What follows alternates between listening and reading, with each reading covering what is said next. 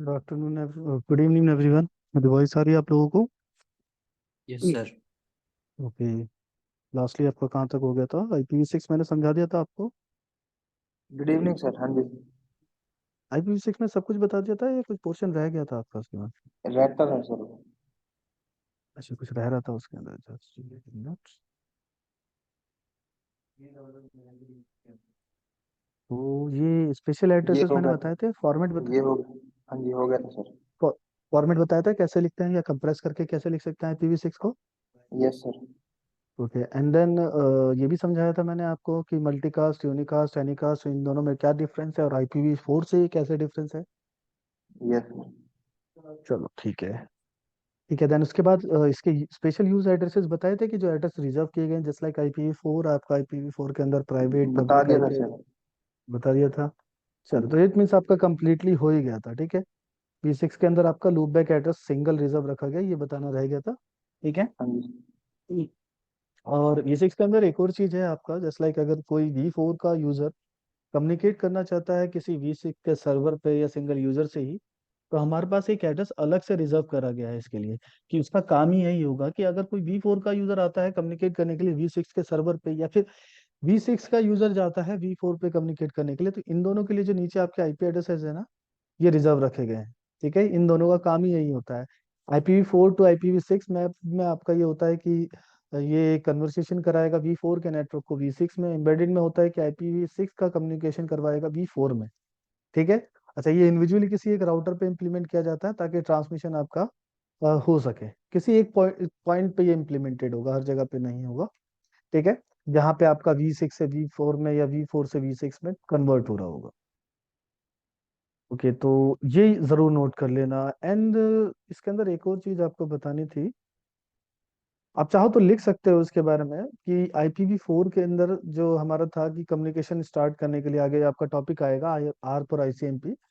वहां पे हमारा ICMP परफॉर्म करने के लिए आपकी जरूरत पड़ती थी हमें फर्स्ट टाइम, क्योंकि दूसरे का मैक एड्रेस भी चाहिए हमें। मैंने बताया था ना कि कम्युनिकेशन के लिए हमें सोर्स, डेस्टिनेशन, प्रोटोकॉल, ठीक है, and data and port number, ये तीनों चीज चाहिए होते हैं। सोर्स हाँ जी होना सर। चाहिए, डेस्टिनेशन अवेलेबल होना चाहिए, जो डाटा भेज रहे हैं वो अवेलेबल होना चाहिए, और एक प्रोटोकॉल अवेलेबल होना चाहिए जिस डाटा पे वो डाटा पे अप्लाई होगा। एंड देन लास्टली आपका क्या होना चाहिए? Port number. Port number. ठीक है।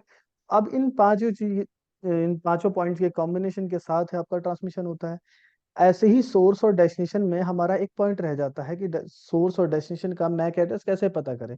क्योंकि IP एड्रेस तो चलो किसी ना किसी तरह से DNS के थ्रू या किसी और के थ्रू हमें पता लग जाएगा, या मैनुअली हम उसकी एंट्री दे देते हैं। लेकिन कई बार जब मैक एड्रेस हमें पता करने की बारी आती है, तो हमें उस वक्त आर्प की जरूरत पड़ती है, क्योंकि हम कभी भी नेटवर्क में किसी डेस्टिनेशन का मैक एड्रेस फिल नहीं करते हैं उससे कम्युनिकेट करने के लिए। वो काम आर्प खुद कर देता है, PC खुद ही जनरेट करेगा आर्प पैकेट। जो भी पैकेट जनरेट हुआ होगा वो इंडिकेट कर देगा कि भाई मेरे पास डेस्टिनेशन का मैक एड्रेस नहीं है। तो वहां से आप अपने आप ही आर्प जनरेट होगा। वो बेसिकली RARP की वजह से होता है। ठीक है। जिसे हम आगे बताऊंगा आपका क्या होता है, उसकी वजह से आर्प जनरेट होता है। आर्प का काम ही यही होता है कि डेस्टिनेशन का मैक एड्रेस फाइंड आउट करना। ठीक है। तो ये प्रोसेस सिर्फ और सिर्फ आपका IPv4 के अंदर होता है, V6 में होता ही नहीं है। V6 में इसकी जगह आपके other protocols and services run कर रहे होते हैं। ठीक है। जस्ट लाइक यहाँ पे कह सकते हो कि आपका ये सेंड जो लिखा हुआ दिख रहा है ना आपको, सिक्योर नेबर डिस्कवरी, या फिर हम इसको सिंपली नेबर डिस्कवरी कह देते हैं या एंड प्रोटोकॉल भी कह देते हैं। सिक्योर जरूरी नहीं है कि हर जगह पे सिक्योर हो, आप इसको एंड प्रोटोकॉल भी कह सकते हो। नेबर डिस्कवरी प्रोटोकॉल इसको हम कहते हैं। ये यूज होता है। इसमें क्या होता है कि डेस्टिनेशन का और सोर्स का ना सिर्फ IPv6 ही पता करते हैं, और IPv6 पता करते ही अपने आप ही मैक एड्रेस पता चल जाता है। क्यों? क्योंकि कल मैंने आपको समझाया था कि किसी भी दो डिवाइस का IPv6 एड्रेस क्यों नहीं हो सकता सेम। जैसे V4 में मैं दो डिवाइसेस पे IPv6 डालूंगा, तो अपने आप वो बता देगा कि यहाँ पे ओवरलैप होने लग जाएगा, दोनों जगह से IPv4 हट जाएगा। ये किसी ना किसी तरह से इंडिकेट हो जाएगा। ठीक है, और नहीं हुआ तो वो दोनों पे डल जाएगा, ये भी पॉसिबिलिटी है। लेकिन V6 में फिक्स है कि होगा ही नहीं, दोनों जगह पे सेम IPv6 इम्प्लीमेंट हो ही नहीं सकता। ऐसा किस वजह से नहीं हो रहा है? कल मैंने एक पॉइंट क्लियर किया था इसके बिहाफ पे आपको।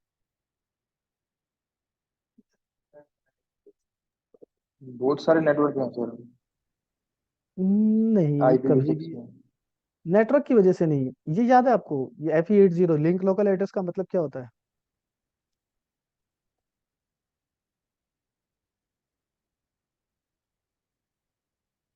ऐसे समझो, मैं CMD ओपन करके आपको दिखाता हूँ। यहाँ पे हम अपना IP एड्रेस पता करते हैं, ठीक है? जस्ट लाइक दिस कि IP कॉन्फ़िग।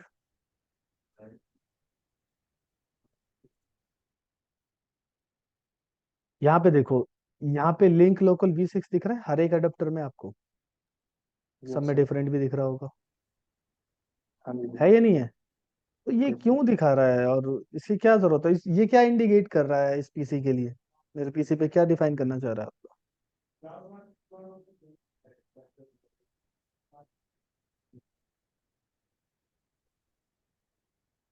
IPv6। देखो, पहले तो इससे ये पता लगता है कि मेरा PC IPv6 सपोर्ट करता है, ठीक है? यस। और दूसरा क्या पता लगता है कि इस पे IPv6 इनेबल है। अगर इसे कम्युनिकेशन मिला IPv6 पे तो ये कम्युनिकेट कर देगा। अच्छा, आपको चेक करना हो कि IPv6 इनेबल है या नहीं, तो कैसे चेक करेंगे? सिंपली आप इस पे जाना, रन कमांड पे, ठीक है? इस रन पे आप ये लिख देना ncpa.cpl।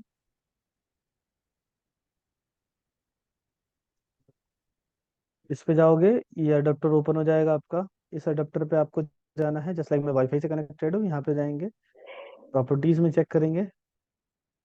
यहाँ पे देखो, ये जितने भी अडेप्टर अवेलेबल हैं आपके ना, या जितने भी सर्विसेज हो सकती है, सब यहाँ पे आपको दिखाएगा कि ऑन है या नहीं।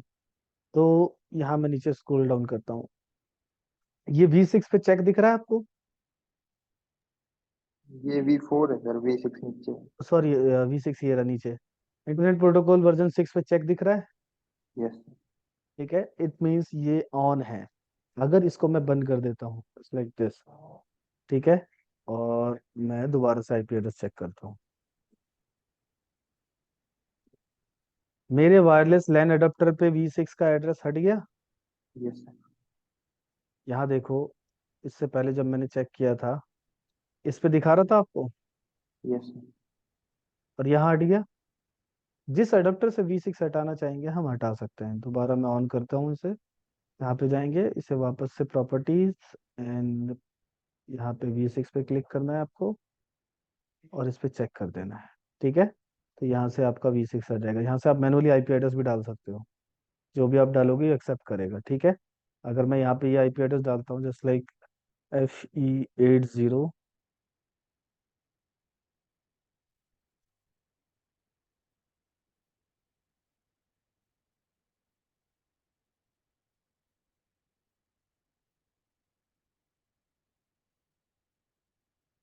ये FE80 हमेशा 64 पे ही रहेगा, ठीक है? और इसका एड्रेस हो जाएगा FE80:, वैसे इसमें ये भी डालने की जरूरत नहीं है, आपका इससे ही हो जाएगा, ठीक है?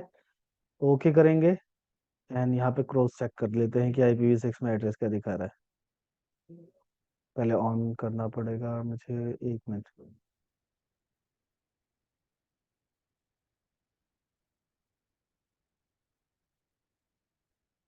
तो इसकी वजह से मेरा पूरा अडेप्टर रीसेट हुआ, ठीक है? कनेक्शन थोड़ी देर के लिए रुक गया था, तो कनेक्शन रीसेट हुआ। अब देखना, यहाँ पे चेक करते हैं, वही आ रहा है FE80। ये /value 19 अपने अकॉर्डिंग खुद ही असाइन कर देता है ये, ठीक है? CID जो प्रीफिक्स लेंथ होती है, कई बार डिफाइंड लेता है, कई बार अपने अकॉर्डिंग असाइन कर देता है। अब राउटर, हमारा जो ऑपरेटिंग सिस्टम है, ये उसके अकॉर्डिंग असाइन हुआ है। तो इट मीन्स IPv6 एड्रेस भी चेंज हो सकता है, ये पता लग रहा है आपको? दिख रहा है कैसे चेंज हुआ है, यस सर। ठीक है? अब एक और चीज है, यहाँ पे दो दो एड्रेस क्यों दिखा रहा है? V6 के दो एड्रेस क्यों दिखा रहा है? ऐसा तो नहीं है कि मैंने FE80:4 डाला और नीचे वाला एड्रेस आपका हट जाएगा, लेकिन वो भी दिखा रहा है और ऊपर भी दिखा रहा है।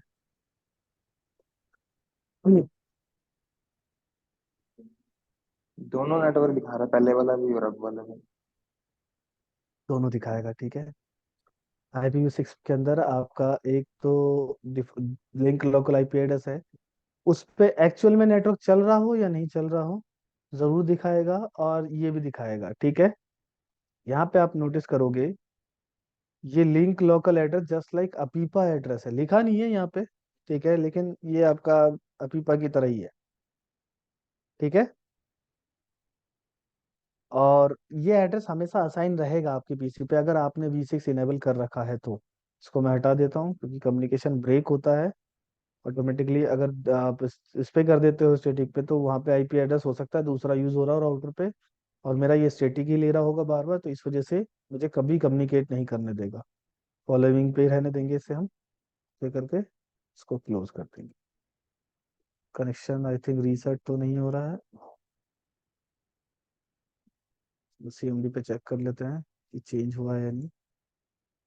देखो वापस से हट गया, वही आ गया। तो IPv6 राउटर पे ना आप मल्टीपल कॉन्फ़िगर कर सकते हो, वैसे V4 भी कर सकते हो, ऐसा नहीं है। एक ही इंटरफेस पे एक हम प्राइमरी आईपी एड्रेस रखते हैं, ठीक है, और सेकेंडरी रखते हैं। प्राइमरी एक सिंगल ही होगी जो भी आप मेंशन करोगे, सेकेंडरी आप मल्टीपल दे सकते हो। सेकेंडरी में आप 10 आईपी एड्रेस अलग अलग मेंशन कर सकते हो कि भाई सेकेंडरी में ये भी यूज हो सकता है, ये भी यूज होगा। प्राइमरी जैसे ही वन होगा, सेकेंडरी पे जो भी आपका फर्स्ट पे आएगा उसको वो अपने आप ही डिटेक्ट ले लेगा, ठीक है। तो वो आपका राउटिंग का प्रोसीजर आएगा, वहां बताएंगे। तो आई थिंक V6 के अंदर आपको कोई भी डाउट नहीं है। No IPv6 sir. का कॉन्सेप्ट क्लियर है ना? यस। कैसे आईपी लिखेंगे, किसके लिए कौन सा जगह कौन सा आईपी एड्रेस यूज होगा, global unique address just like public IP address की रेंज है ये। अब एक कॉन्सेप्ट और इसमें ध्यान रखना, सिर्फ आप आईपी एड्रेस देख के कैसे बता सकते हो कि ये V6 पे ऑन है, ऑन नहीं है, या फिर ये V6 पे रनिंग है या नहीं है, कैसे पता लगेगा?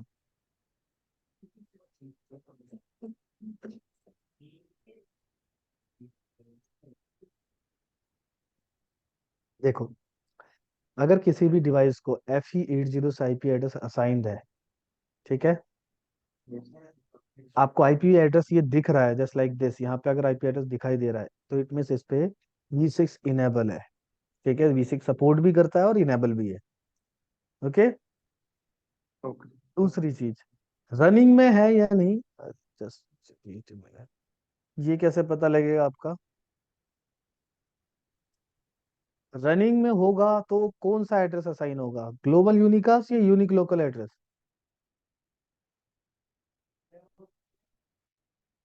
बताइए। Local address. Unique local address ना, ये जो प्राइवेट आईपी एड्रेस है आपका, ये हाँ असाइन जी। होगा ना, तो या तो FC से स्टार्ट हो रहा होगा या फिर FD एफ से डी स्टार्ट से। हो रहा होगा, ठीक है। और पब्लिक आईपी एड्रेस, अगर आपने कैप्चरिंग में किसी का ट्रांसमिशन पकड़ा और उसमें आपको 2000 से आईपी एड्रेस मिल रहा है, तो कि ये क्या इंडिकेट करेगा, कोई पब्लिक नेटवर्क का ट्रांसमिशन हो रहा है आपके पीसी या आपके डिवाइस के ऊपर, अगर ये 2000 से स्टार्ट है तो। एटलीस्ट 2 से तो स्टार्ट होगा ही, लेकिन 2 के साथ और भी वैल्यू ऐड हो सकती है, 3 है ना यहाँ पे, और यस। इस 2 की बिट वैल्यू कितनी होगी आपकी? फोर। 2 की बिट वैल्यू 4 होगी, ठीक है। अगर मैं उस बाइनरी कन्वर्जन में आपको समझाऊं just like this,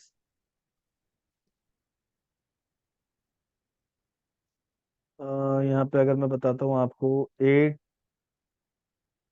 4 four to one. 2 1, क्योंकि IPv6 का इजी के अंदर बाइनरी कन्वर्जन होता यस। है ना, इतने में बाइनरी कन्वर्ट कर दिया जाता है। तो अब ये बोल रहा है कि 3 बिट रिजर्व है, तो 3 बिट कौन सी रिजर्व है इसमें? टू और वन। नहीं, 8 4 और ये टू। 2 रिजर्व है, ये 3 बिट का मतलब है, पहली ये बिट, दूसरी ये वाली बिट, और तीसरी ये वाली बिट, ठीक है। ओके। तो अगर 4 होती तो चारों हो जाती, और इसका मतलब है कि हम 2 को चेंज नहीं कर सकते। अगर 3 है तो 3 के अंदर हम कैसे देखेंगे, 2 के बाइनरी कन्वर्जन क्या होगा आपका, ये 0 हो जीरो। जाएगा, ये भी जीरो। 0 हो जाएगा, ये वन। आपका 1 हो वन। जाएगा, और ये 0 हो जाएगा। इट मीन्स ना तो आप इस 0 को बंद कर सकते हो, ना ही इस 0 को बंद कर सकते हो, ना ही इस 1 को 0 कर सकते हो, ठीक है। ये आपका एज इट इज रहेगा।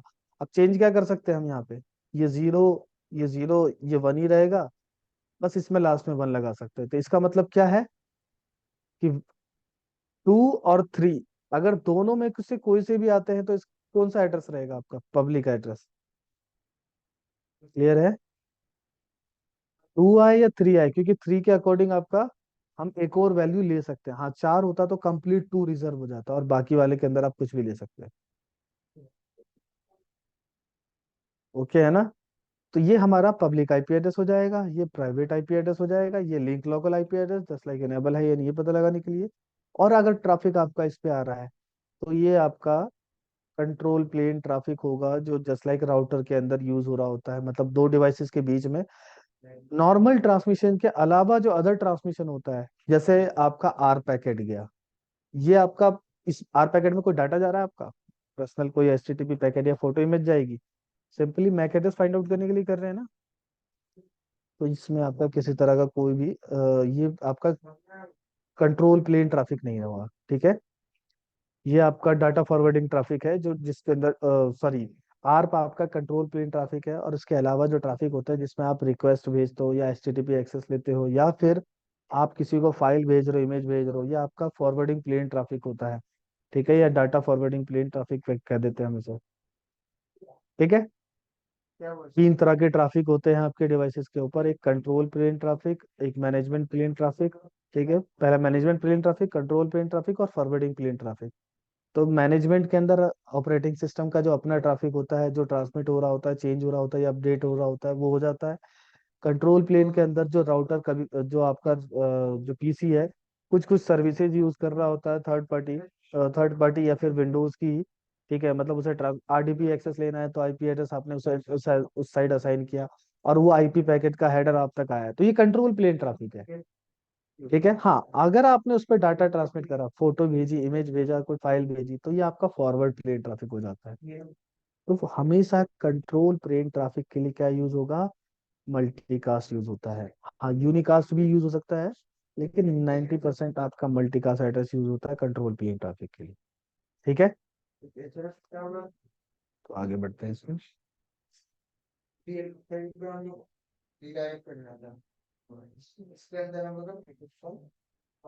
तो आज का टॉपिक था आपका प्रोटोकॉल एंड पोर्ट स्टैंडर्ड, ठीक है। सभी को पता है पोर्ट नंबर क्या होते हैं, प्रोटोकॉल स्टैंडर्ड्स कुछ पता है इन सब के बारे में।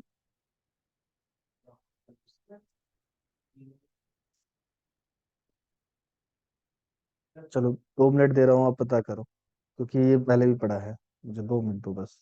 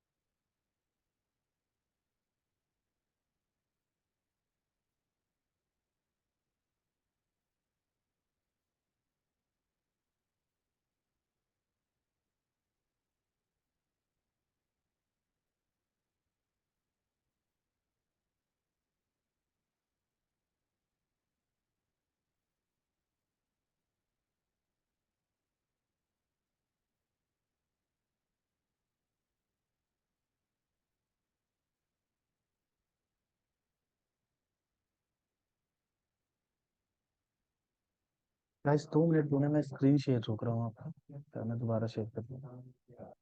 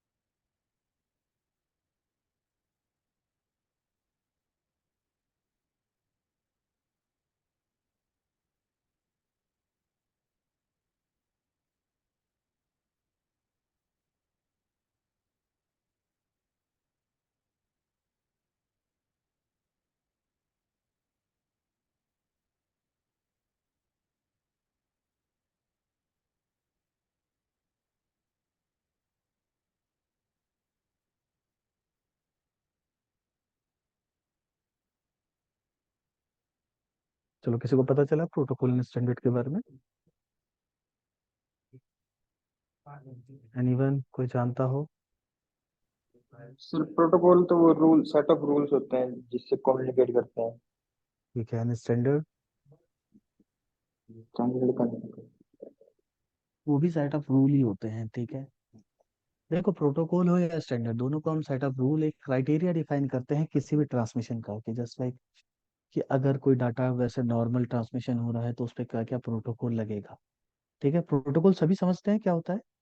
दीपक, जतिन, जुनैन, राहुल एंड सचिन, सभी को पता है प्रोटोकॉल के बारे में? भाई रिवर्ट तो दे ही सकते हो ना? हाँ जी सर, हाँ जी सर। अच्छा, सिर्फ एक ही को पता है, बाकियों को किसी को नहीं पता? या पता है आपको? आप लोग माइक ऑन कर सकते हो अपना बोलने के लिए। हाँ सर, पता है। पता है, ठीक है। देखो, प्रोटोकॉल होता है क्या जनरली, इसमें हम डिफाइन करते हैं कि ट्रांसमिशन करने का तरीका क्या रहेगा, मतलब कौन से डिवाइस से जाएगा और उस डिवाइस से ही क्यों जाएगा। ठीक है, कौन सा क्राइटेरिया है कि पहले उसी डिवाइस पे जाएगा। जैसे आपका पैकेट सबसे पहले राउटर पे जाता है, क्यों जाता है? नेटवर्क में तो और भी लोग कनेक्टेड है ना, और उस राउटर के बाद उसके बाहर जाता है, मतलब पब्लिक में ट्रांसमिट होता है, वैन में ट्रांसमिट होता है। तो ऐसा उसकी जगह पे ये क्यों नहीं करता कि दूसरे पीसी पे चला जाए? वो इसलिए नहीं कर रहा ना, क्योंकि हमने रूल डिफाइन कर रखा है, प्रोटोकॉल जो इम्प्लीमेंट कर रखा है, या फिर जो स्टैंडर्ड है, आपका तरीका है सेट करने का, वो हमारा फिक्स हो रखा है कि हमें यही स्टैंडर्ड यूज करना पड़ेगा, तभी ट्रांसमिट होगा आपका इंटरनेट के ऊपर या फिर लोकली। ठीक है, अब इन दोनों के अंदर फर्क क्या है कि स्टैंडर्ड हमारा एक तरह से सर्टिफाइड होता है पूरा। ठीक है, उसके अंदर एक एक चीज प्री डिफाइंड रहती है और world wide same perspective use किया जाता है। ठीक है, प्रोटोकॉल के बारे में कहें तो स्टैंडर्ड क्या होता है कि वो पूरा यूज वैसे ही प्रोटोकॉल की तरह हो रहा होता है, लेकिन कई बार स्टैंडर्ड किसी एक पार्टिकुलर डिवाइस के लिए होते हैं, पार्टिकुलर मैनेजमेंट के लिए होते हैं, ठीक है, कि उस पे इसी तरह का होगा, या पार्टिकुलर एक सर्विस के अंदर, एक डिवाइस के अंदर, मतलब इस तरह से भी फिक्स हो सकता है कि कुछ स्टैंडर्ड है जो प्रोटोकॉल जो आपके एप्पल के फोन पे ही चलेंगे और वो एप्पल टू एप्पल ट्रांसमिट पे ही यूज होंगे, दूसरी तरह के ट्रांसमिशन में नहीं यूज हो सकते, और पार्टिकुलर इस मैसेज को भेजने के लिए स्टैंडर्ड यूज होगा। तो ये अलग स्टैंडर्ड होते हैं, ठीक है, जिन्हें कोई किसी ऑर्गेनाइजेशन के थ्रू एक क्लियरेंस नहीं दी जाती कि ये ऐसे ही यूज होगा। ठीक है, लेकिन बहुत सारी जो आपकी कम्युनिकेशन ऑर्गेनाइजेशन है वो उसको क्लेरिफाई करती है फिर भी। प्रोटोकॉल की तीन चीजें होती है, syntax, semantics and timing. Protocol इन तीनों के ऊपर वर्क करता है और इन्हीं चीजों को डिफाइन करता है कि कैसा होना चाहिए आपका सिंटैक्स, कैसा सिमेंटिक रहना चाहिए, और टाइमिंग क्या होनी चाहिए। ठीक है, सिंटैक्स होता है क्या आपका?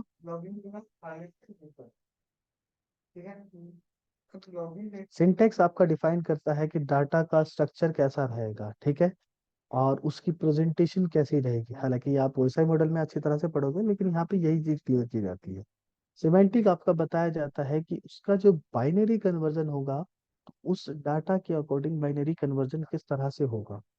ठीक है, वो सिमेंटिक्स पे डिफाइन करता है। एंड अगेन टाइमिंग सबको पता है कि टाइमिंग का मतलब बाइनरी, तो सारी चीजें आ जाती है इसके अंदर कि डाटा कितनी तेजी से ट्रैवल करेगा, कि क्या स्पीड रहेगी उसकी, पर सेकंड रेट क्या रहेगा। ये सारी चीजें टाइमिंग पे डिपेंडेंट होती है और ये सब प्रोटोकॉल के अंदर ही डिफाइन किया जाता है। ठीक है, प्रोटोकॉल एंड जो आपके स्टैंडर्ड होते हैं वो भी दो तरह के होते हैं, डिफेक्टो दी जीरो के हम इसी के नाम से कहते हैं। ठीक है, डिफेक्टो स्टैंडर्ड जो होते हैं किसी ऑर्गेनाइजेशन के थ्रू सर्टिफाइड होते हैं, अडॉप्टेड होते हैं, और वर्ल्ड वाइडली एक्सेप्टेड रहते हैं। और दी जीरो कुछ तरह इस तरह के स्टैंडर्ड होते हैं जो आप सीएच में आगे चल के पढ़ोगे भी। कुछ स्टैंडर्ड पे आप किसी तरह की ऑफिशियली स्टेटमेंट नहीं देखोगे किसी ऑर्गेनाइजेशन के थ्रू कि ये स्टैंडर्ड ही यूज होगा, लेकिन वो सीएच में यूज की जाती है। तो वो अनऑफिशियली यूज हो रही होती है, लेकिन वो वेल वेल अब वर्ल्ड वाइडली भी कई बार यूज हो रही होती है अनऑफिशियली। तो ऐसे ही स्टैंडर्ड डिफाइन करने के लिए आपकी बहुत सारी ऑर्गेनाइजेशन है, उसमें से सबसे इम्पोर्टेंट ऑर्गेनाइजेशन मैंने यहाँ पे मेंशन कर रखी है। ठीक है, उसके बारे में, आईएसओ के बारे में कोई जानता है? इंटरनेशनल स्टैंडर्ड ऑर्गेनाइजेशन, कभी सुना है आईएसओ के बारे में? ये वर्ड सुना है आईएसओ?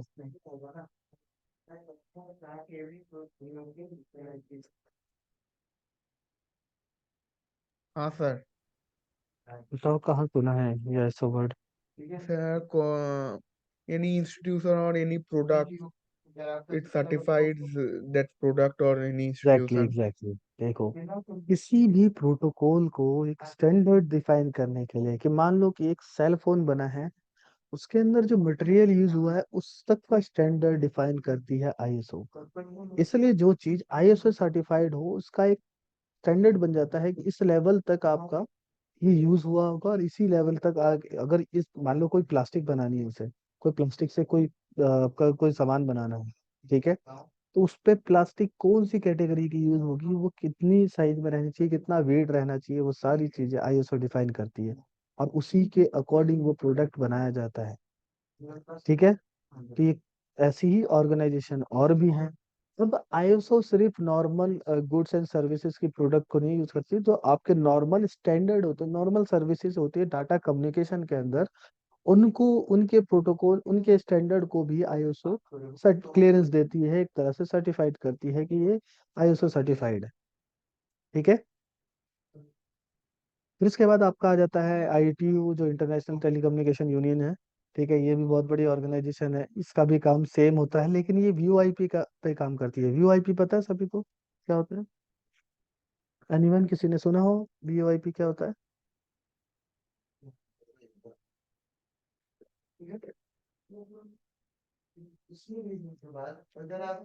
एक ड्रॉबैक पता है आप लोगों का क्या है, कि अगर मैं कोई चीज बताता हूँ तो आपके क्वेश्चन कभी नहीं होते हैं। आप पूछने चाहें तो ये भी पूछ सकते हैं ना कि सर आईएसओ किस तरह की प्रोटोकॉल और स्टैंडर्ड को डिफाइन करती है।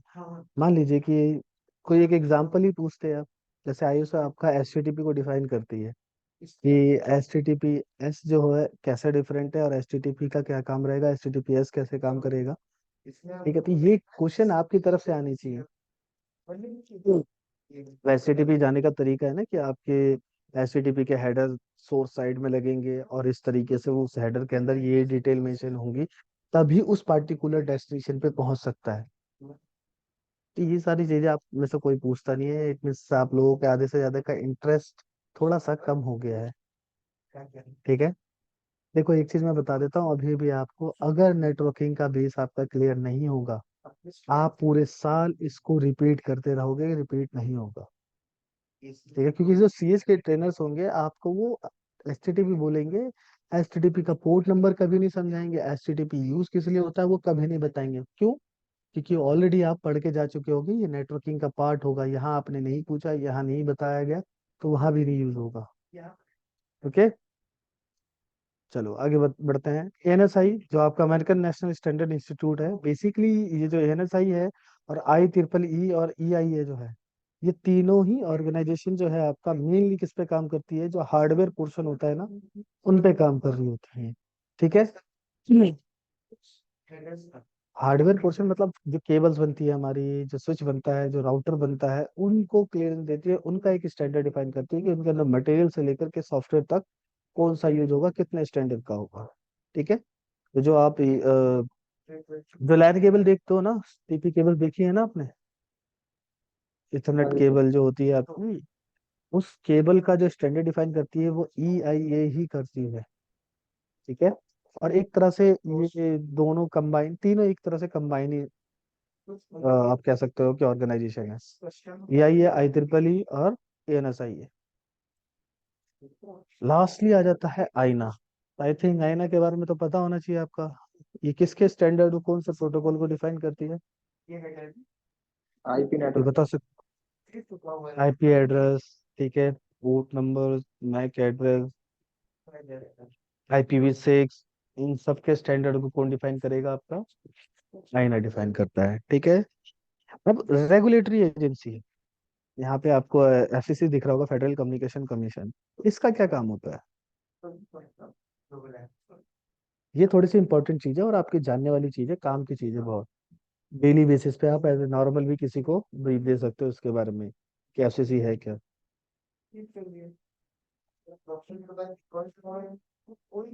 देखो, इसका काम होता है जो ये ऑनलाइन फ्रॉड होते हैं आपके, ठीक है, या फिर आपने किसी प्रोडक्ट को खरीदा, मतलब प्रोडक्ट मतलब आईटी प्रोडक्ट को, जैसे लाइक स्टोरेज खरीदा आपने, क्लाउड से स्टोरेज खरीदा और ये सारी चीजें परचेज करी है आपने, ठीक है, तो सामने वाला अगर सर्विस सही से प्रोवाइड नहीं कर रहा है आपको, आप उसकी कंप्लेन एफसीसी में कर सकते हो। वर्ल्ड वाइडली इसकी कंप्लेन बहुत सुनी जाती है, लोगों को पता ही नहीं है कि कहाँ कंप्लेन करेंगे, ठीक है।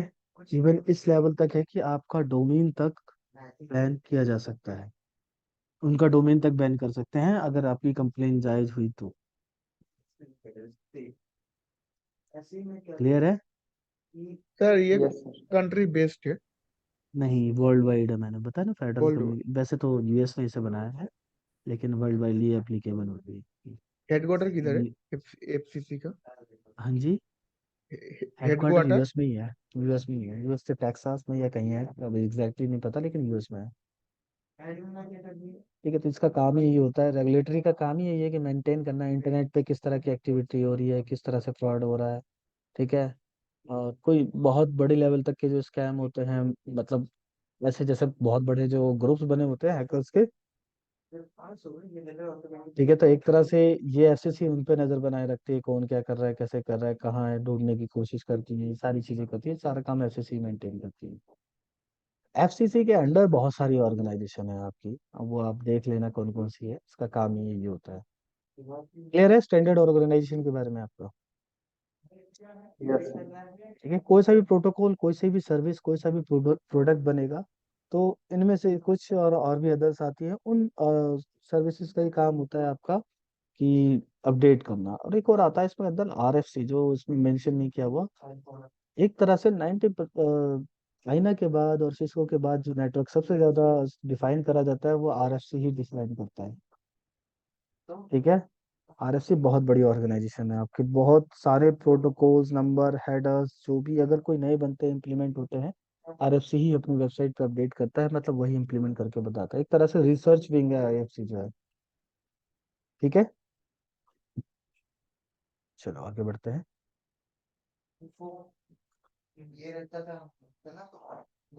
पोर्ट नंबर क्या होते हैं आपके?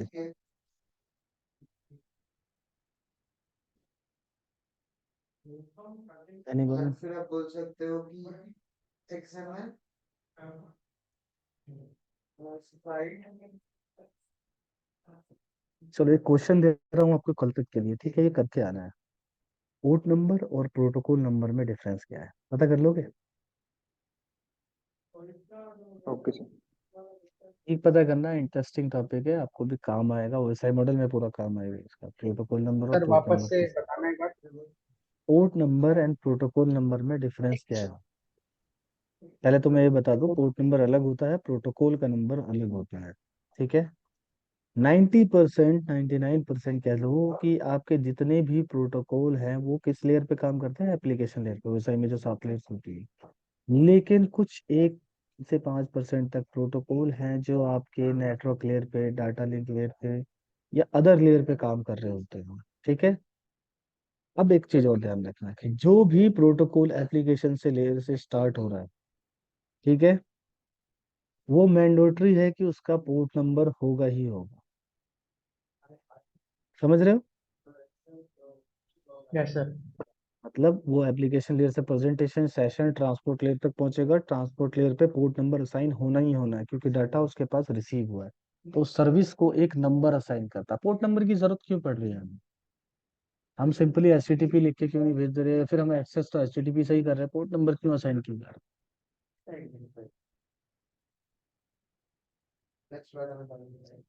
बताइए। देखो ये तो वही बात हुई ना कि मैं आपसे कह रहा हूँ कि हम हमेशा डोमेन के नाम से ही क्यों सर्च करते हैं, आईपी का नाम, आईपी क्यों नहीं डाल देते उसकी पब्लिक वाली? कैसे मुझे पता वर्डप्रेस की, चले आप यहाँ पे देखिए, यह फ्लैग पोर्ट नंबर आपका उसकी सर्विस को एक डिफाइन करता है। दूसरी बात, ये बताओ कि पीसी कौन सी लैंग्वेज समझता है, फिर से वही बात रिपीट हो जाएगी, पीसी को कौन सी लैंग्वेज आती है? बाइनरी। बाइनरी लैंग्वेज, ठीक है। अब जो जितने भी एड्रेस बने हुए हैं हमारे, वो इस तरह से बनाए गए हैं कि बिल्कुल नियर बाई बाइनरी कन्वर्जन के, जस्ट लाइक IPv4 है, उसकी सारी न्यूमेरिक वैल्यू डायरेक्ट बाइनरी में कन्वर्जन मैंने सिखाई आपको, हो जाएगी। ऐसे ही पोर्ट नंबर भी नंबर्स डिफाइन किए गए ताकि इनका बाइनरी कन्वर्जन इजीली किया जा सके। समझ रहे हो? इसलिए आपका 16 बिट के अंदर ही इसका बाइनरी कन्वर्जन रखा गया। 16 बिट के अंदर रखेंगे तो कितने बाइनरी कन्वर्जन हो सकते हैं मैक्सिमम? 65,536। ठीक है। तो इसलिए टोटल बिट जो पोर्ट नंबर है आपके कितने दिख रहे हैं आपको यहाँ पे, 0 से लेकर के 65,535 तक। ठीक है। 0 को हटा दे तो कैलकुलेट करेंगे टोटल तो 36 तक हो जाएगा। क्लियर है? और पीसी हमारा, और दूसरी बात, राउटर जो है ना वो सिर्फ और सिर्फ आपकी बाइनरी नंबर वैल्यू को ही समझता है। पीसी तो सिर्फ बाइनरी समझेगा आपका, ये जितने भी डिवाइसेस बाइनरी समझते हैं एट द एंड। लेकिन एक ट्रांसमिशन फॉर्म को डिफाइन करने के लिए ना कुछ कुछ नंबर्स एड्रेसेस हमें चाहिए होते हैं राउटर को। ठीक है।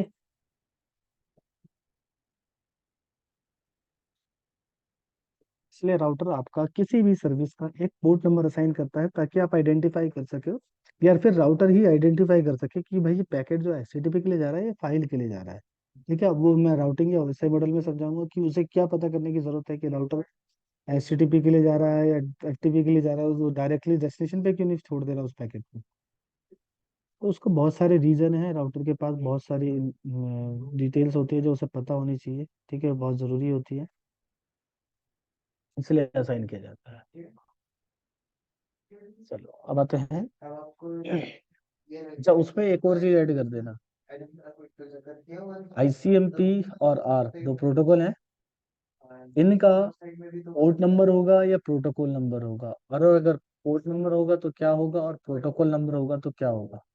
ठीक है, मैं दोबारा से रिपीट कर रहा हूँ। आईसीएमपी और आर ये प्रोटोकॉल नंबर पे काम करते हैं या पोर्ट नंबर पे काम करते हैं, ये पता करना करना है आपको, या दोनों पे काम करते हैं, दोनों में से किसी एक पे काम करते हैं, ये आपको देखना है। ठीक है। और नंबर है तो वो नंबर कौन सा है, पोर्ट नंबर है तो पोर्ट नंबर कौन सा है, प्रोटोकॉल नंबर है तो प्रोटोकॉल नंबर कौन सा है।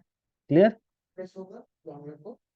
ये इसलिए बोल रहा हूँ कि ये सब आने वाले टॉपिक में आपका रिलेटेबल रहेगा। मैं ये सारी चीजें बताऊंगा तो सही, लेकिन आप पहले से कुछ पढ़ेंगे तो आपको बहुत सारी चीजें पता लगेंगी इसके बारे में। चलो अब आते हैं ओके सर। इसके ऊपर कि हम सर्विसेज क्यों डिफाइन करते हैं पोर्ट नंबर के थ्रू, और कैसे डिफाइन की जाती हैं।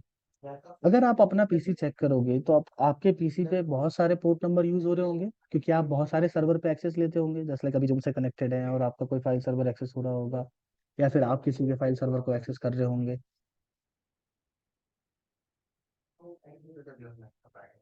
या अदर से कहें कि कई बार आप एनिडेक्स एक्सेस भी लेते हैं। ठीक है, जिसको हम एनिडेक्स एक्सेस टेलनेट या एसएसएस प्रोटोकॉल के थ्रू ही आएगा।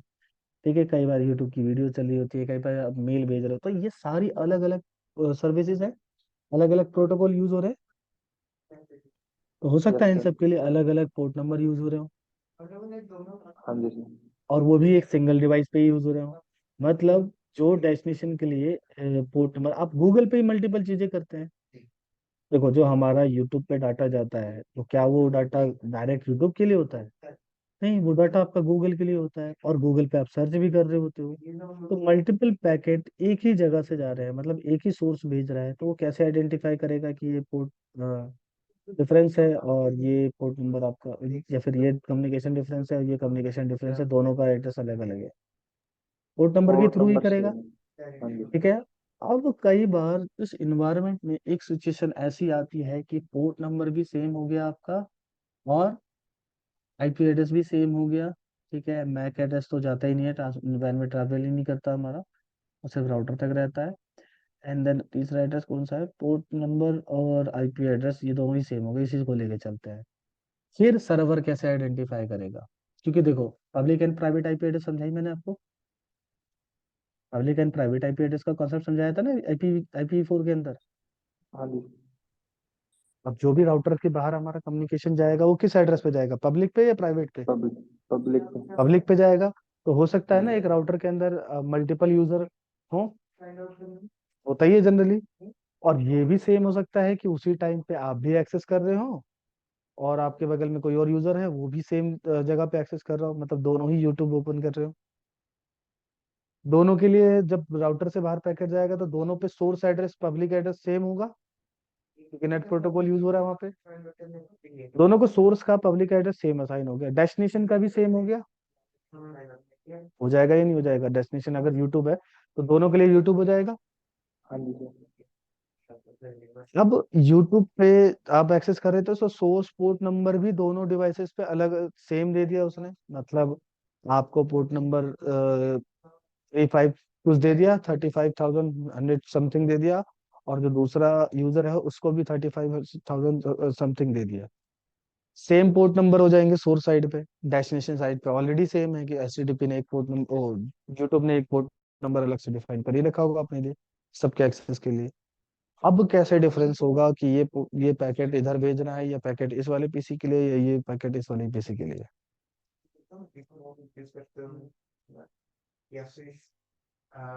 बताइए भाई। कैसे इंडिकेट करेगा कि ये दो अलग अलग सर्विसेज के लिए पैकेट जनरेट हुआ है, या अलग अलग सोर्स के लिए पैकेट जनरेट, तो ये जो रिसीव हुआ है दो अलग अलग सोर्स से रिसीव हुआ है, कैसे इंडिकेट करेगा आपका सर्वर? यहाँ पे आपका एक कॉन्सेप्ट यूज होता है जिसको हम कहते हैं टाइम स्टैम्प। तो ये बताओ, टाइम मिनिमम वैल्यू में कितना जा सकता है? सेकंड होता है, सेकंड के बाद क्या होगा? मिली सेकेंड्स। माइक्रो उससे भी सेकंड। नीचे नीचे आता है माइक्रो सेकंड। हाँ जी। आई थिंक वैल्यू काउंट करोगे तो माइक्रो सेकंड के नीचे भी वैल्यू आ जाती है। एक्चुअल में जो आपका सर्वर होता है, सबसे ज्यादा प्रोसेसिंग में जो सब प्रोसेसर उसका यूज होता है ना, इसी टाइम को मैनेज करने में होता है। ठीक है। सर्वर एक टाइम पे एक ही पैकेट को रिसीव करता है और उसको ही प्रोसेस कराता है। इसका मतलब ये नहीं कि हाफ डुप्लेक्स, जो टाइमिंग बोली जा रही है वो पॉइंट माइक्रो सेकंड की बात करी जा रही है। ठीक है। तो क्या ऐसा हो सकता है कि दोनों एग्जैक्ट टाइम पे इधर से निकले भी हो और एग्जैक्ट टाइम पे उधर रिसीव भी हो? 99.9% चांसेस है ऐसा नहीं होगा, है ना? ऐसा पॉसिबल है ना कि हाँ जी सर। मतलब ऐसा हो जाए, ये बहुत कम चांसेस है। तो वो क्या करता है फिर डिफरेंशिएट करने के लिए टाइम स्टैम्प का यूज करता है। एक तरह से स्टैंप लगा देता है कि ये जो डाटा रिसीव हुआ है मेरे पास, इस पे एक अलग टाइम स्टैम्प चल रहा है, और यही सेम चीज उस डेस्टिनेशन पे भी भेज देगा जिसपे आपका डाटा आया था। ठीक है। अब जो डाटा अप डाउन होगा तो दोनों के टाइम स्टैम्प मैच किए जाएंगे, सोर्स के भी और डेस्टिनेशन के भी। कॉमन है, इट मीन्स ये रिलायबल सोर्स है, कॉपीड सोर्स नहीं है आपका जो कॉपी होता है, इसलिए वहां पे ट्रांसमिशन हो जाएगा। क्लियर है यहाँ तक? Yes sir.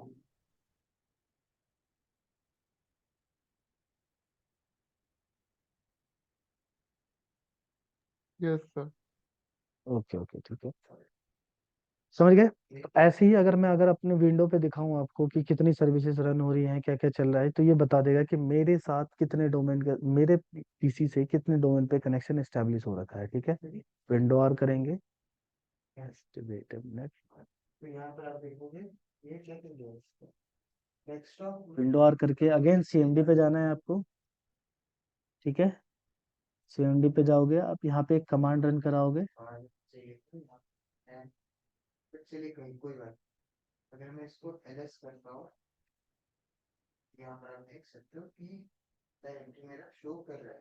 कमांड आपकी आएगी नेट स्टार्ट।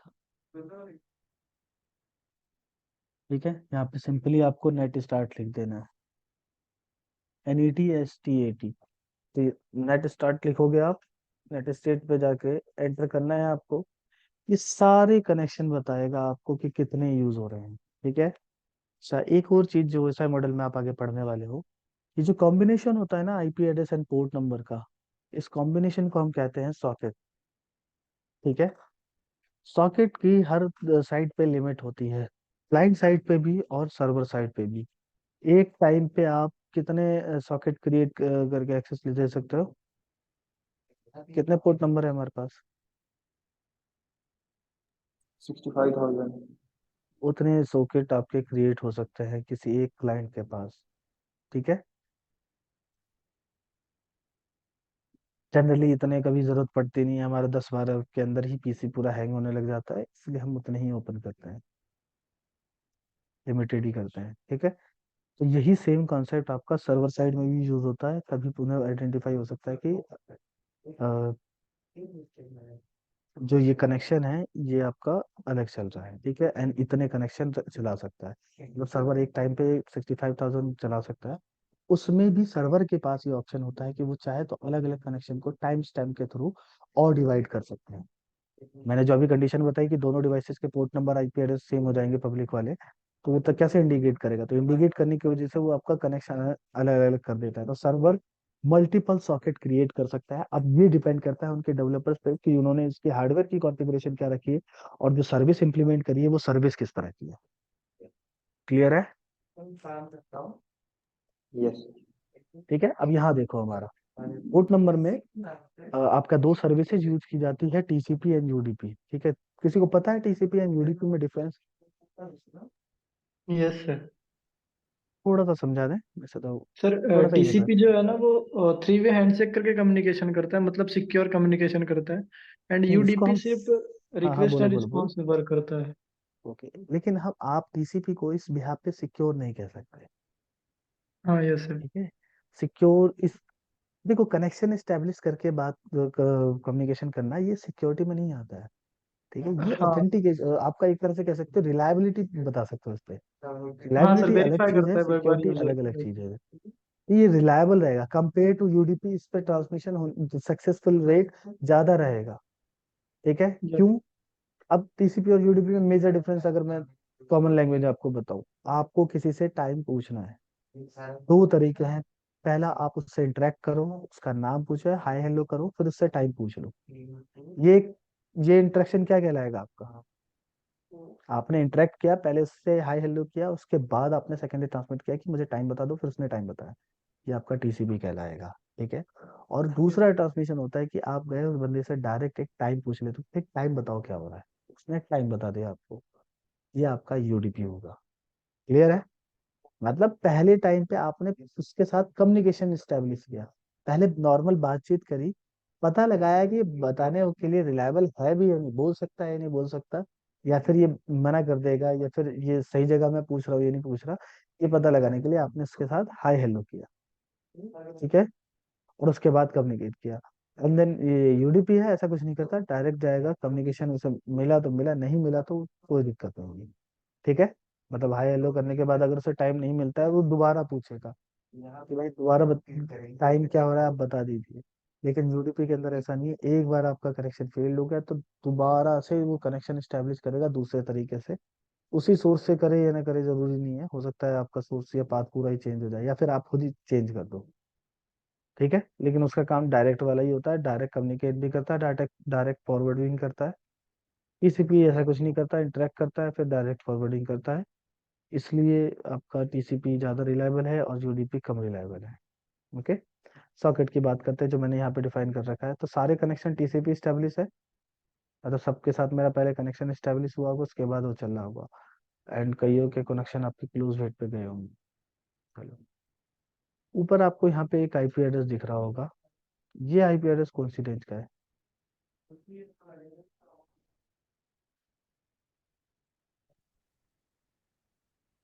ये तो किसी रेंज में नहीं है।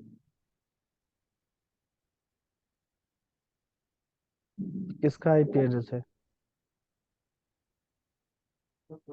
ये वो आपने कहा था ये एड्रेस रिजर्व में है। Sir local host loop back address. Loop back address है, ठीक है। यस। और इस लूप बैक एड्रेस के साथ आपको एक नंबर दिखाई दे रहा होगा, ठीक है। ये ये किस तरह की सर्विसेज को डिफाइन कर रहा है कि इतने सारे कनेक्शन अप्रोक्स 10 to 15 के करीब होंगे, ये सारे कनेक्शन मेरे इस 127 के साथ स्टेब्लिश है। अब 127 पब्लिक में तो कहीं यूज नहीं होता होगा, मतलब आप किसी भी इंटरफेस पे अप्लाई नहीं कर सकते, कई बार मैंने करके दिखाया आपको, होता ही नहीं अप्लाई है ना, स्पेशल यस यूज एड्रेस है। ये मेरे पीसी पे यूज कैसे हो रहा है, मुझे शो क्यों कर रहा है, ये क्या डिफाइन करना चाह रहा है 127 से?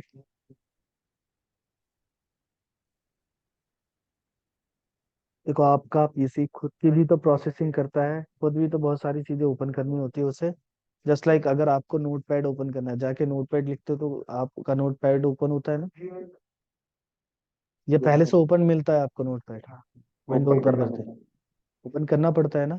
करने के लिए वो क्या करता है, उस नोट पैड के सर्वर से जो लोकली आपके भी पीसी पे है, ठीक है, उसके साथ कम्युनिकेशन स्टेब्लिश करता है। ठीक है, अब कम्युनिकेशन स्टेब्लिशमेंट में क्या चाहिए होता है हमें? आईपी। IP address. ठीक है, तो उसी आईपी एड्रेस का यहाँ पे यूज कर रहे हैं सारे, जहाँ तक आपको दिख रहा है। फिर बगल में पोर्ट नंबर है, पोर्ट नंबर क्या डिफाइन करते हैं? दरअसल ये बताते हैं कि आप कौन सी सर्विसेज यूज कर रहे हो। ठीक है, लेकिन ये सर्विसेज आप डायरेक्टली डिफाइन नहीं कर सकते, क्योंकि ये डायनेमिक होता है, मतलब हर बार ये चेंज होता रहेगा। ठीक है, जैसे ही कनेक्शन आपका रीस्टार्ट, जैसे आपने नोटपैड चालू किया और आपने उसी टाइम स्टैटिक की कमांड चलाई, तो नोटपैड ओपन होने के लिए उसने जो आपकी साइड में पोर्ट नंबर है, एक डिफरेंट कर रखा होगा, डिफरेंस डिफाइन कर रखा होगा। ठीक है, तो होता क्या है कि जो पोर्ट नंबर्स है ना, ये हर एक डिवाइस पे सेम भी हो सकते हैं, डिफरेंस भी हो सकते हैं, और कोई किसी भी सर्विस के लिए फिक्स नहीं है। लेकिन यूज जरूर होंगे, यूज इसलिए होंगे क्योंकि without port number, without IP address कोई भी सर्विस चलती नहीं है, एक्सेस नहीं की जा सकती है। अब नोटपैड ओपन करने के लिए हमें आईपी एड्रेस की क्या जरूरत है? क्वेश्चन रेज होना चाहिए ये। भाई नोटपैड ओपन करना हो, या आप अपने विंडोज के ऊपर वर्ड फाइल ओपन करनी हो, या पीपीटी के लिए पावर पॉइंट ओपन करना हो, तो क्या उसके लिए आप इंटरनेट कनेक्ट करते हो? या मैंडेटरी है कि इंटरनेट कनेक्ट करना? नो आपके सर। पीसी पे हो सकता है ना ये सारी चीजें? यस। पीसी पे कैसे होगा? पीसी पे ओपन करने के लिए जब कोई भी आईपी एड्रेस पता है कि इसे नहीं असाइन है, तो 127 असाइन कर देगा, और जनरली ये 127 ही असाइन करता है, चाहे वो इंटरनेट में कनेक्टेड हो या ना हो। ठीक है, और आपकी नोट फाइल की रिक्वेस्ट को आगे फॉरवर्ड कर देगा। एंड फॉरेन एड्रेस में जो एड्रेस यूज हो रहा है, एड्रेस यूज होना है जो, वो कौन सा यूज होगा फिर? लोकल में तो 127 यूज हो गया। भाई मेरे पीसी ने नोटपैड के लिए रिक्वेस्ट करी 127 से, और एक पोर्ट नंबर के असाइन के सोर्स डिफाइन हो गया। डेस्टिनेशन जो है, जिसको हम फॉरेन एड्रेस कहते हैं, इसमें लोकली क्या यूज किया जाएगा? अब यहाँ कोई आईपी एड्रेस यूज नहीं करता डेस्टिनेशन के लिए, तो जनरली क्या कर देता है कि हमारे एक प्राइवेट आईपी एड्रेस की रेंज होती है, उसका यूज कर लेता है। नहीं यूज करता उसका, तो क्या करेगा, आपके डोमेन का नेम यूज कर लेगा। डोमेन नेम समझते हो? डोमेन नेम भी नहीं पता आपको? जस्ट वेट अ मिनट, मैं दिखाता हूँ आपको डोमेन नेम। यहाँ पे जाओगे आप प्रॉपर्टीज में, ये दिखाई दे रहा है आपको? ये जो डिवाइस नेम है ना आपका, यही डोमेन नेम होता है एक तरह से। ठीक है, अब ये इसी डिवाइस के लिए डोमेन ये है, सिर्फ इस डिवाइस के लिए, वैन पे एक्सेसिबल इस डिवाइस से नहीं होगा। ठीक है, तो इसलिए इसका यूज कर ले रहा है कि भाई मैं मेनली वर्ड पेड को, जो वर्ड, आपकी वर्ड की जो फाइल होगी या फिर आपका नोट पैड होगा, उसको किस पे ओपन कर रहा हूँ? इस King 07 का जो डोमेन है, इसके ऊपर। ये मेरे पीसी का डोमेन है, आप चाहो तो इसे चेंज भी कर सकते हो, वो पता ही होगा आपको जनरली। इसके अंदर ये ऑप्शन आता नहीं है, वरना मैं आपको यहाँ पे शो करता है, और इस एक ऑप्शन के थ्रू हम क्या कर सकते हैं, इसको डोमेन ज्वाइन करा सकते हैं। ठीक है, जस्ट लाइक यहाँ दिखा तो रहा है। यहाँ पे अगर आप इसकी उस पे चेंज करोगे एंड चेंज पे क्लिक करोगे, तो यहाँ पे ये कहता है कि आप किसी डोमेन को ज्वाइन कराना चाहते हो, तो वो भी करवा सकते हो। ठीक है, कुछ चीज़ें चेंज करनी पड़ती है आपकी, उसके बाद आपका डोमेन भी चेंज हो जाता है। ओके, तो डोमेन चेंज करके आप एक्चुअल में किसी सर्वर से कनेक्ट करना चाहते हो इंटरनेट के थ्रू, तो वो भी कर सकते हो। ओके, अब फिर उसके बाद लेकिन ये 127 यूज नहीं होगा, एंड आपका जो डेस्टिनेशन एड्रेस है वो ये नहीं होगा, वो जो एक्चुअल डोमेन है वो हो जाएगा। लास्टली स्टेट में क्या लिखा हुआ दिख रहा है आपको? स्टेब्लिश दिख रहा है, तो कि ये इतनी सारी फाइलें मैंने अपने पीसी पे ओपन कर रखी है, ये बता रहा है। ओके है, फिर नीचे आते हैं हमारा, यहाँ पे एक आईपी एड्रेस और डायनेमिक एक प्राइवेट आईपी एड्रेस यूज कर लिया है। ठीक है, डायनेमिकली एक प्राइवेट पोर्ट नंबर यूज कर लिया है, और डेस्टिनेशन साइड में सिर्फ उसका आईपी एड्रेस है, और डायरेक्ट उस सर्विस का नेम डिफाइन किया हुआ है। ठीक है, तो ये जो आईपी एड्रेस है किसका होगा? लोकल एरिया नेटवर्क में जो मुझे असाइन है वो आईपी एड्रेस है ये। And yes sir. 4941 का 410 जो है पोर्ट नंबर मुझे असाइन किया गया है। ठीक है, अभी मैं आपको समझाऊंगा कि ये 49151 के बाद वाले ही सारे पोर्ट नंबर क्यों है। उससे पहले की कोई क्यू नहीं है। ठीक है, ये है डेस्टिनेशन का आईपी एड्रेस, मतलब जिस भी डोमेन के साथ मैं एक्सेस कर रहा था ये बता रहा है। और एचटीटीपीएस क्या इंडिकेट करता है? कॉमन सी बात है, उस वेबसाइट पे जो उसका वेब पेज है उसको एक्सेस करने के लिए मैंने क्या यूज किया है? एचटीटीपीएस। ठीक है, अब यहाँ पे अगर एचटीटीपीएस की जगह पे 443 लिखा हुआ तो वो क्या मेंशन करेगा? सर सेम SSL इस मतलब वो भी HTTPS ही। वो एचटीटीपीएस ही इंडिकेट कर रहा होगा ना, तो यहाँ पे नहीं, उसका मतलब सेम ही होता लेकिन है। सर आपने एक चीज और बताई थी मुझे, हमको सबको, कि एक होता है पोर्ट होगा एक सिंपल सा, एंड एक प्रोटोकॉल पोर्ट होगा, वो समझ में नहीं आया था। प्रोटोकॉल का मैंने बोला ना, पोर्ट नंबर होगा और एक प्रोटोकॉल नंबर होगा, इसलिए तो मैंने टास्क दिया है कि थोड़ी सी मेहनत करो, पूछो, इतने एआई टूल्स पड़े हुए हैं, कल मैं उसके बारे में समझाऊंगा। वैसे वो अभी आपको मैंने इसलिए बताया है कि इसका जो एक्चुअल में मैं पूरी क्लेरिफिकेशन होगी ओएसआई मॉडल जब स्टार्ट होगा उसके साथ होगी। ठीक है, मतलब अपने कोर्स का हिस्सा है वो, है ना सर? हाँ हाँ बिल्कुल हिस्सा है, बहुत जरूरी हिस्सा है, बहुत इंपॉर्टेंट चीज है। और कई बार तो ये समझ लो कि ये इंटरव्यू के क्वेश्चन है, मतलब मेरे कुछ स्टूडेंट के इंटरव्यू में ये पूछे गए क्वेश्चन कि ओके प्रोटोकॉल सर। नंबर और पोर्ट नंबर में क्या डिफरेंस है। और वो गए थे सिक्योरिटी एनालिस्ट के लिए। ठीक है, एक सीएचएफआई के लिए गया था और एक सिक्योरिटी एनालिस्ट के लिए, उसमें ये क्वेश्चन पूछा है। ओके सर, क्योंकि थैंक यू सर। बहुत सारी चीजें डिपेंडेंट है इसके ऊपर, बहुत छोटी सी चीज है, लेकिन नहीं पता होने पे ड्रॉबैक बहुत ज्यादा है। एक्चुअल में होता क्या है, देखो प्रोटोकॉल जो होता है ना, प्रोटोकॉल नंबर, वो पर्टिकुलर सर्विस को होने के लिए वर्ल्ड वाइडली वही होगा, उसका मतलब उसको कोई चेंज नहीं कर सकता। एंड इन दोनों को ही आईना असाइन करता है। एंड जब प्रोटोकॉल नंबर होता है ना, तो कुछ ऐसी सर्विसेज हैं जिसका protocol number according to requirement change होता रहता है। और वो जो चेंज होते हैं आईना की वेबसाइट और आरएफसी दोनों पे दिखाई देते हैं कि इस प्रोटोकॉल का नंबर के लिए अभी वाली सर्विस शुरू कर दी गई है। ठीक है, मतलब एक पोर्ट नंबर के लिए, शायद प्रोटोकॉल के लिए, प्रोटोकॉल का जो नंबर डिफाइन है वो प्री डिफाइंड है। प्रोटोकॉल टोटल आप जो यूज कर सकते हो ना, वो 0 से लेकर के 255 तक ही यूज कर सकते हो।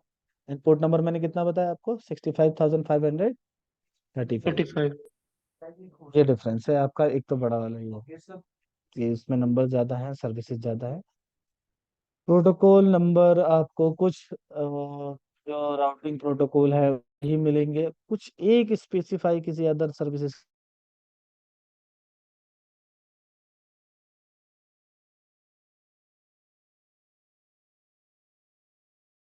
पे काम करेगा। उस पे आपके दोनों लेयर के प्रोटोकॉल भी अप्लाई हो सकते हैं। एक होता है जो प्रोटो पोर्ट नंबर भी असाइन हो सकता है किसी एक सर्विस के लिए, और प्रोटोकॉल नंबर भी असाइन हो सकता है, कोई एक इम्प्लीमेंट हो सकता है एक टाइम पे। वो भी आप ओएसआई मॉडल में क्लियर करोगे, वहां पढ़ोगे। ठीक है, जस्ट वेट अ मिनट, मैं कुछ चीजें और दिखा दूं आपको। ये क्लियर हुआ? तो इसलिए यहाँ पे जितने भी एक्सेस है सब जगह पे एचटीटीपी ऐसे क्यों लिखा हुआ है भाई? हम क्या एचटीटीपी ऐसे यूज करते हैं, डीएनएस यूज नहीं करते?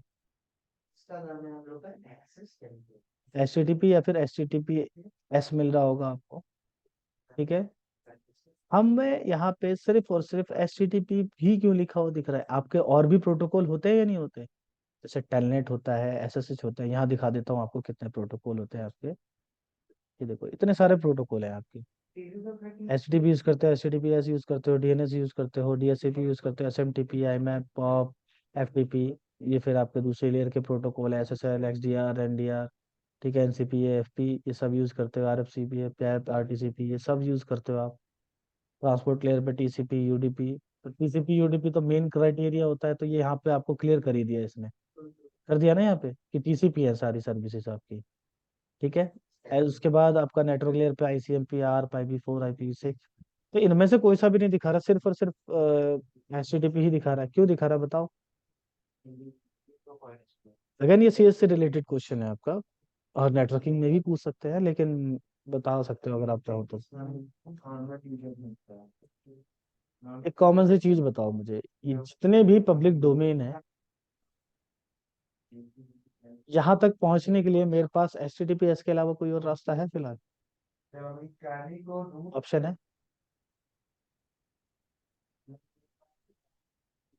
कोई एक डोमेन बताओ जिस पे आप विदाउट एचटीटीपीएस पहुंच सकते हो। बाद में क्या सर्विसेज यूज कर रहे हो वो अलग है, हो सकता है आप गूगल पे पहुंचने के बाद वहां से कोई फाइल डाउनलोड कर रहे हो, तो वहाँ एफटीपी अलग से चल जाएगा। लेकिन वहां तक पहुंचने के लिए ये तो यूज करना पड़ेगा ना आपको, HTTP या फिर HTTPS, उस तो यूज करोगे ना। यस इसलिए आपको HTTPS ही दिखाई देगा डेस्टिनेशन। Yes sir. ठीक है, मतलब जितने भी होते हैं आप किसी न इंटरनेट पे कोई सी भी जगह पे आप एक्सेस करते हो, हमेशा एक HTTPS सर्विस पे ही एक्सेस करते हो। क्लियर है, इसलिए आपको ये दिखाई देता है। अगर आपका कहना है कि सर हमने जो रिक्वेस्ट करी है DNS की, तो DNS का तो पोर्ट नंबर 53 होता है, या फिर DNS तो एटलीस्ट लिखा होना चाहिए ना यहाँ पे। Yes sir. तय नहीं होता, लेकिन एक्चुअल में DNS तक पहुंचने के लिए, DNS सर्वर पे पहुंचोगे तो उसको पहुंचने के लिए भी आपको http.dns सर्वर देना ही पड़ेगा। जो भी DNS सर्वर का नाम होगा, गूगल का DNS होगा तो अलग, बाकियों का होगा तो अलग। ठीक है, जस्ट लाइक यहाँ पे दिखाता हूँ मैं आपको, ping.8.8.8। अब मुझे इसका डोमेन नहीं पता है, तो मैं इससे पिंग करते मुझे 8.8 का पहले डोमेन का नेम आएगा। इस पे नहीं दिखाया है इसने, वरना डोमेन नेम मैंडेटरी है, जरूर दिखाता है। एक मिनट रुको, मैं पिंग करता हूँ आपका google.com। तो गूगल के जैसे मैंने इसका नाम से पिंग किया है, तो इसका पब्लिक IP एड्रेस आ रहा है ना। ऐसे ही आप नेम से पिंग करोगे तो उसका क्या आएगा, तो IP से पिंग करोगे तो क्या आना चाहिए, उसका नाम आना चाहिए। अब गूगल DNS सर्वर का कोई नेम यहाँ पे मुझे आई थिंक लग रहा है कि उन्होंने उनकी तरफ से नहीं होगा कुछ, वरना यहाँ डिफाइन करता है कई बार कि गूगल का DNS सर्वर है कौन सा है। अच्छा वेट अ मिनट, मैं और किसी और सर्वर से करता हूँ।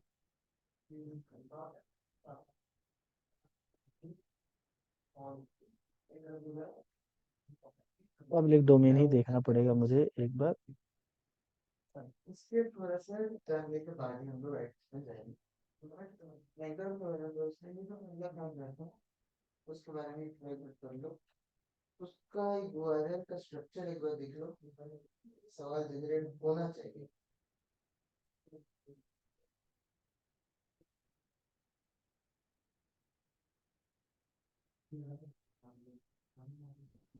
सवाल जनरेट हुआ, पूछो।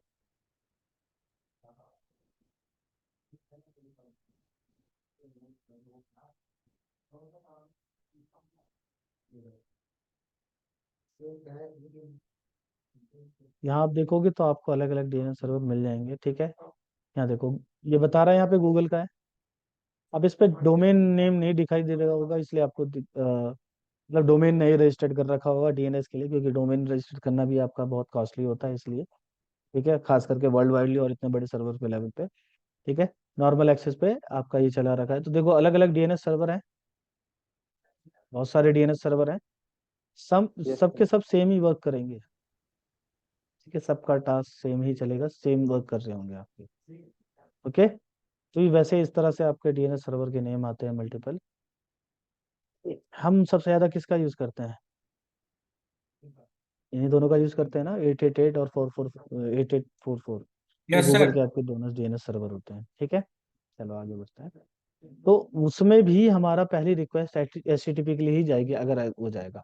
दूसरा, अगर DNS के लिए भी जाती है तो DNS के लिए आपका कोई भी रिक्वेस्ट एस्टेब्लिशमेंट में नहीं दिखाई देगा। क्यों नहीं दिखाई देगा, दोबारा से अगर आप नोटिस करोगे तो ये सारे प्रोटोकॉल कौन से हैं, TCP है ना, सारी सर्विसेज आपकी यस सर। TCP ही डिफाइन कर रखा है, UDP आपको नहीं दिखा रहा है। क्यों नहीं दिखा रहा है, क्योंकि UDP के अंदर कोई कनेक्शन एस्टेब्लिश ही नहीं होता। कनेक्शन एस्टेब्लिशमेंट होता है क्या UDP में, नहीं होता ना जनरली कोई सा भी वो कनेक्शन सर आपका। सीधे रिक्वेस्ट और रेस्पॉन्स होता है। बिल्कुल, तो डायरेक्ट ट्रांसमिट होगा और उसका रिप्लाई आएगा। तो जब डायरेक्ट ट्रांसमिट और रिप्लाई है तो वो कहाँ से दिखाई देगा, इसलिए DNS का ज्यादातर किस पे काम करता है, 99% आपका जो जितने भी DNS होंगे ना, ये आप देख रहे हैं, ये सब के सब किस पे काम करेंगे, UDP पे। ठीक है,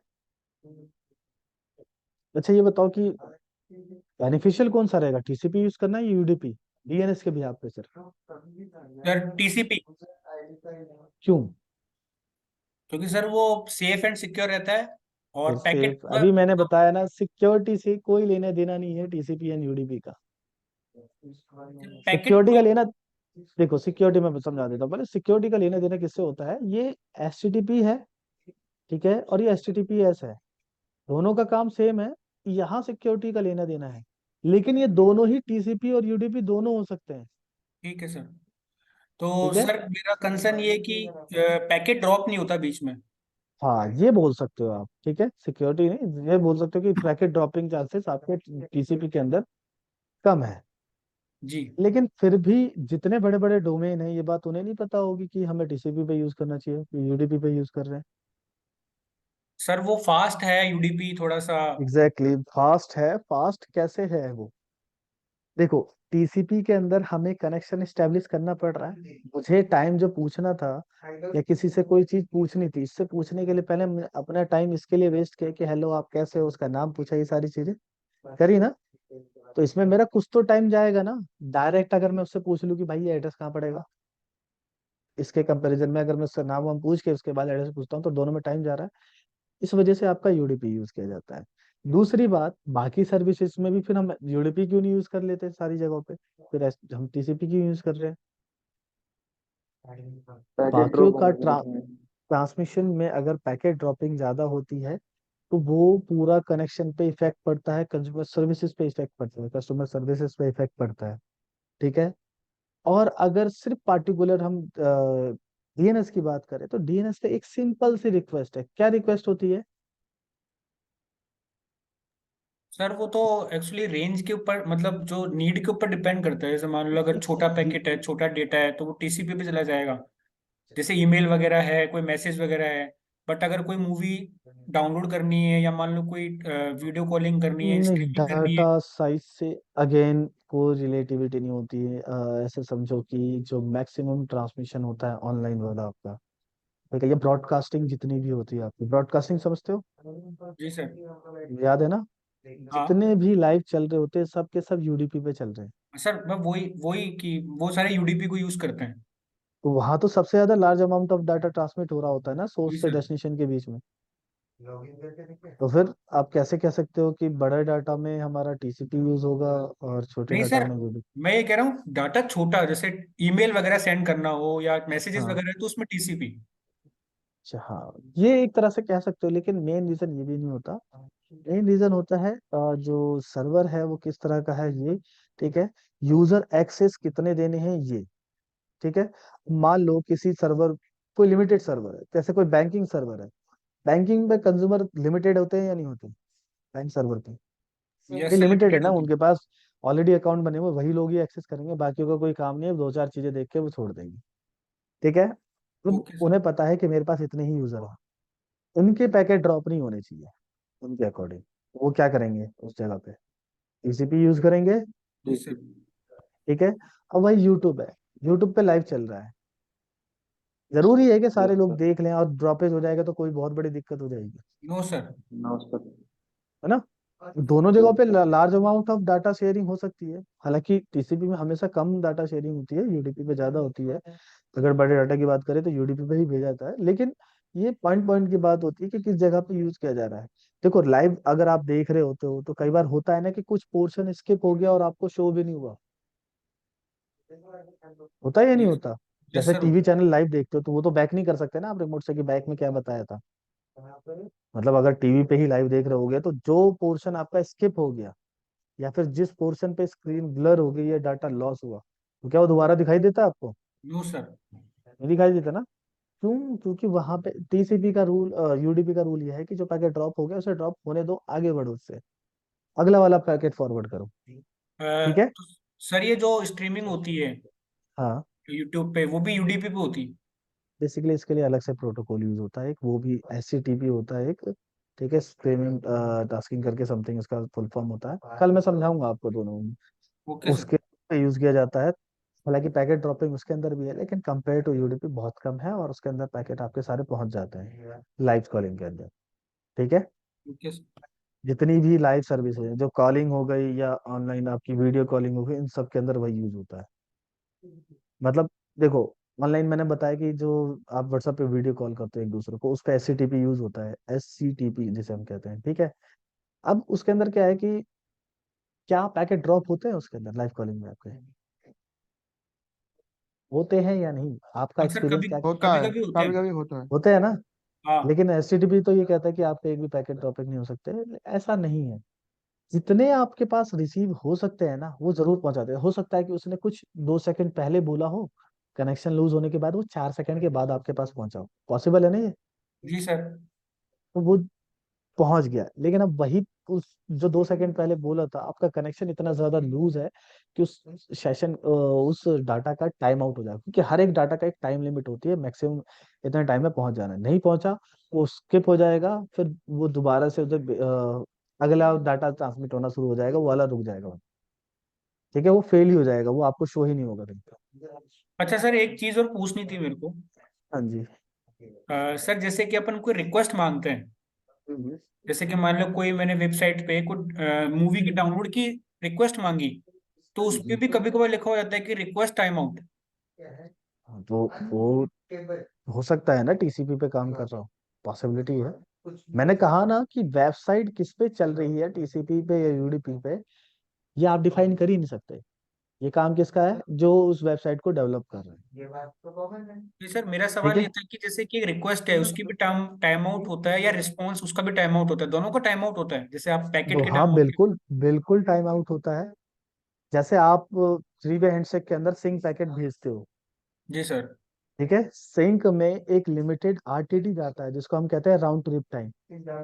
पैकेट वहां से जाके यहाँ तक वापस इस टाइम के अंदर अंदर आ जाना चाहिए। ठीक है। ठीक है, ऐसे दूसरा एग्जांपल समझो, आईसीएमपी समझाया मैंने कई बार आपको। हाँ सर। आईसीएमपी के बारे में बताया ना, आईसीएमपी पैकेट जब हम पिंग करते हैं तो आईसीएमपी पैकेट जाता है, हमारे 4 पैकेट जाते हैं। अब जी इस सर। 4 पैकेट में हर एक पैकेट की टाइम लिमिट कितनी है? 4 से टीटीएल, सॉरी 6 ठीक है, नहीं एमएस क्या ऐसे कुछ। नहीं भाई, टाइम लिमिट पूछ रहा हूँ मैं, टोटल टाइम लिमिट कितनी है कि कितनी देर में वापस नहीं आएगा तो फेल हो जाएगा? 2 सेकंड है।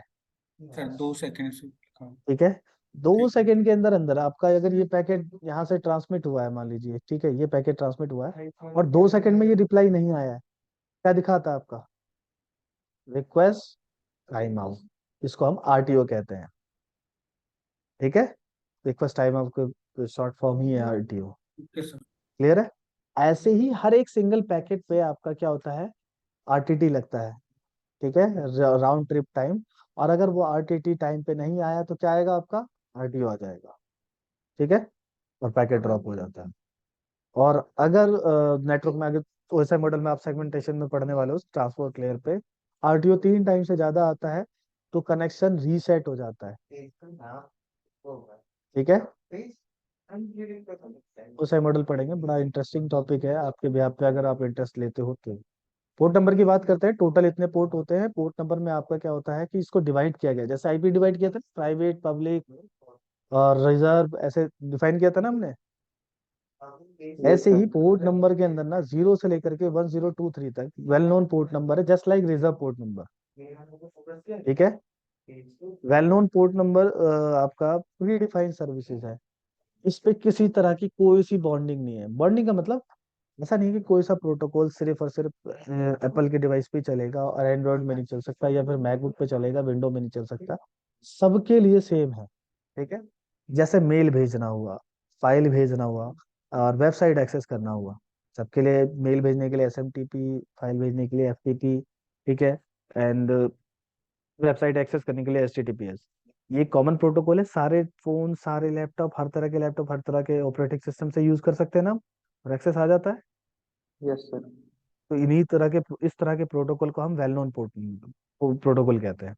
ठीक है, इस वेल नोन प्रोटोकॉल के लिए इतने पोर्ट नंबर्स रिजर्व कर दिए हैं, 0 से लेकर के 1023 तक। ठीक है, टोटल 1024 हो जाएगा, आईना की वेबसाइट पे आप जाके चेक भी कर सकते हो। दूसरे हैं आपके registered port number. Registered port number किस तरह के होते हैं? ये पोर्ट नंबर स्पेसिफाई किए जाते हैं कि इस सर्विस पे ये यूज होगा, ये वर्ल्ड वाइड यूज हो सकता है, या नहीं यूज हो सकता। ठीक है, कैसे करे जाते हैं? एक होता क्या है कि आपका कुछ ऐसी सर्विसेज होती है जो विंडो टू विंडो में ट्रांसमिट की जाती है, कुछ ऐसी होंगी जो मैक टू मैक ही ट्रांसमिट किया जाएगा। होगी या नहीं होगी आपकी? Yes sir. जैसे एप्पल का कोई आईफोन हो तो आईफोन शेयरिंग करने के लिए आईफोन का यूज कर सकता था कुछ दिनों पहले तक। अब यस सर। मल्टी शेयरिंग हो गया। तो जब एप्पल टू एप्पल शेयरिंग होती, तो उसके लिए आईना के पास एप्पल ने एक पोर्ट नंबर रजिस्टर्ड कराया होगा, ताकि उसके जितने भी एप्पल प्रोडक्ट है सबके अंदर ये सर्विस रन हो सके। क्लियर है? जैसे आप एक वेबसाइट परचेज करते हो ना, डोमेन परचेज करते हो ना वेबसाइट बनाने के लिए, कि हम इस पे वेबसाइट बनाएंगे और जिस पे हम ये सर्विसेज यूज करेंगे, तो उसको हमें रजिस्टर्ड कराना पड़ता है, वैसे ही आपका एक पोर्ट नंबर रजिस्टर्ड कराना पड़ता है। तो कुछ तो रजिस्टर्ड पोर्ट में भी ऐसी सर्विसेज है जो वर्ल्ड वाइडली सारे डिवाइसेस के लिए है, कुछ सिर्फ विंडोज के लिए है, कुछ सिर्फ आपका लिनक्स के लिए है, तो वो अलग अलग रिजर्व कर दी गई है। ठीक है, तो ये कहाँ से कहाँ तक है रजिस्टर्ड पोर्ट नंबर? 1024 से लेकर के 49151 तक। ठीक है, अब आ जाते हैं डायनेमिक पोर्ट नंबर पे। डायनेमिक पोर्ट नंबर किस तरह के पोर्ट नंबर होंगे?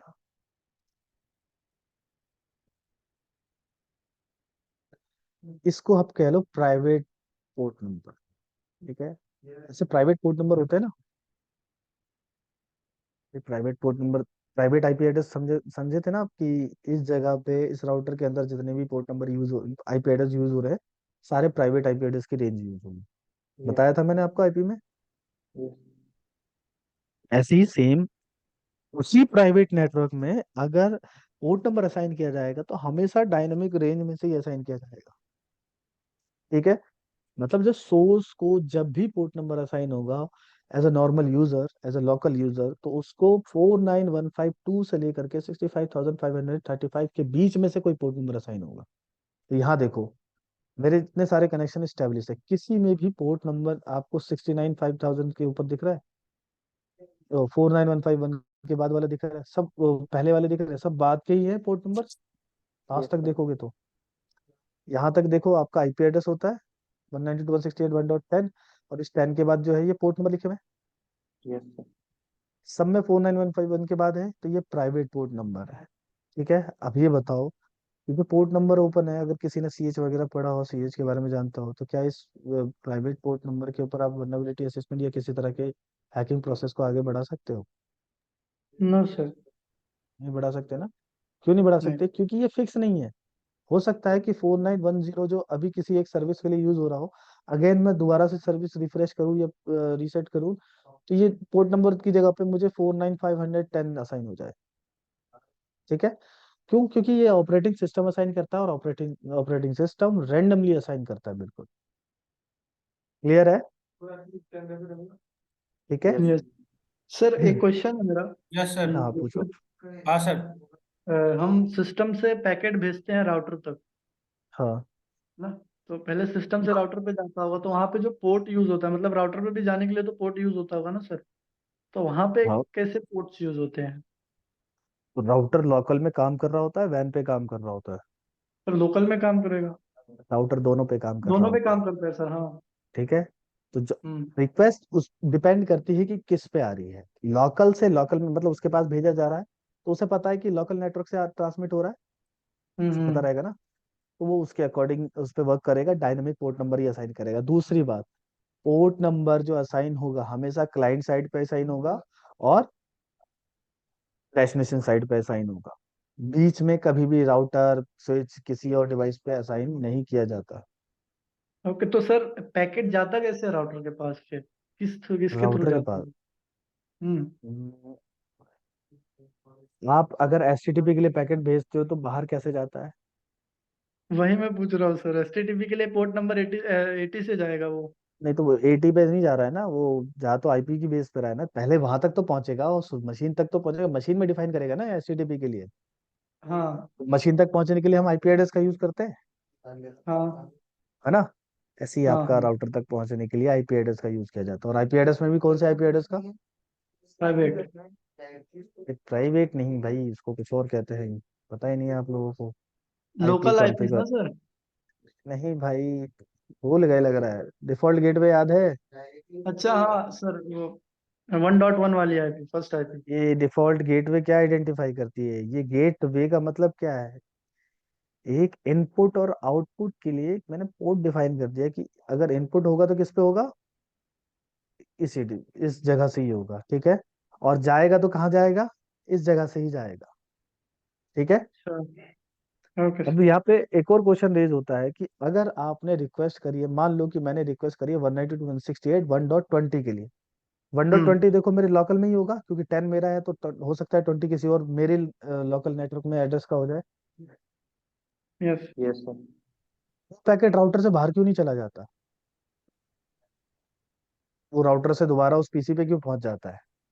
अगर लोकली आप कोई फाइल शेयर करते हो तो एक्सेस करने के लिए आईपी एड्रेस मेंशन करना पड़ता है। तो यस कैसे सर। हो रहा है एक्सेस? राउटर उस पैकेट को बाहर क्यों नहीं भेजा, जबकि हमने उसको डिफाइन कर रखा है गेटवे के थ्रू कि कोई सा ही पैकेट आएगा तो क्या करना है, बाहर फॉरवर्ड कर देना है। ठीक है, देखो दरअसल होता क्या है, राउटर को ये पता होता है कि मेरे से कौन कौन से नेटवर्क कनेक्टेड है, कौन कौन सा पीसी कनेक्टेड है। ठीक है, तो एक राउटिंग प्रेफरेंस क्राइटेरिया होता है राउटिंग में, मैं बताऊंगा कि सबसे पहले किसको चेक करेगा भेजने के लिए। ठीक है, राउटर सबसे पहले अपने लोकल जिस इंटरफेस से है पहले उसी इंटरफेस को चेक करेगा कि F0 बाई इंटरफेस पे रिसीव हुआ है। ऐसा तो नहीं है कि इसी इंटरफेस में किसी कनेक्टेड पीसी का एड्रेस है, डेस्टिनेशन एड्रेस।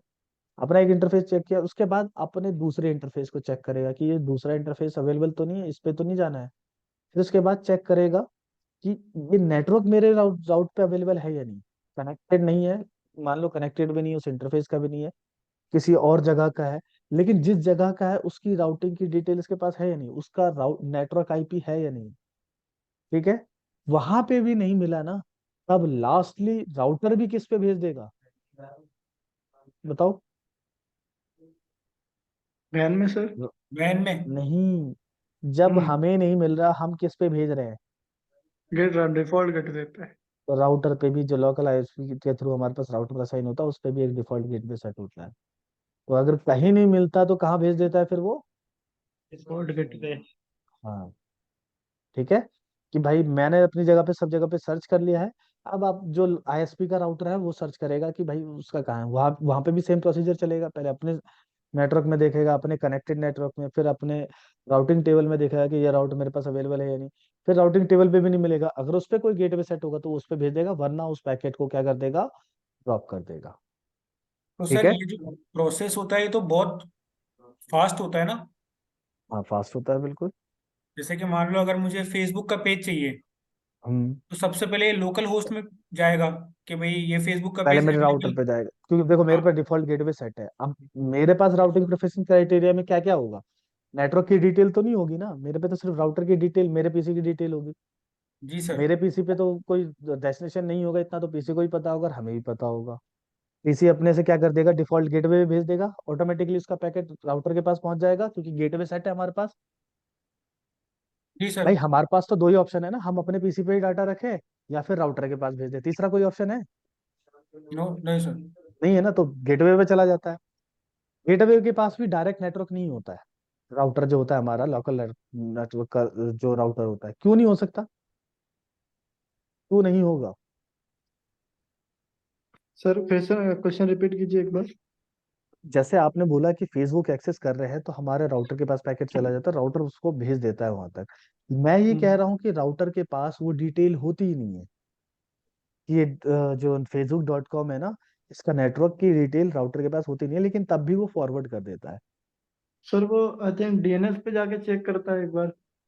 जैसे डीएनएस के थ्रू आ गया पैकेट मान लो, ठीक है, हम्म डीएनएस से तो सिर्फ पब्लिक आईपी आएगी ना मेरे पास। Yes sir. डीएनएस राउटिंग तो है ना डिफाइन करेगा, राउटिंग डिफाइन करने का काम तो राउटर का ही है। हम्म तब राउटिंग का काम होता है ना पार्ट डिफाइन करना, कि पैकेट जाएगा कैसे, आगे कहाँ जाएगा, लोकेशन वाइज कहाँ अवेलेबल है, दिल्ली में अवेलेबल है, मुंबई में अवेलेबल है, यूएस में अवेलेबल है, कहाँ अवेलेबल है, ये काम राउटर का काम होता है, डिफाइन करना।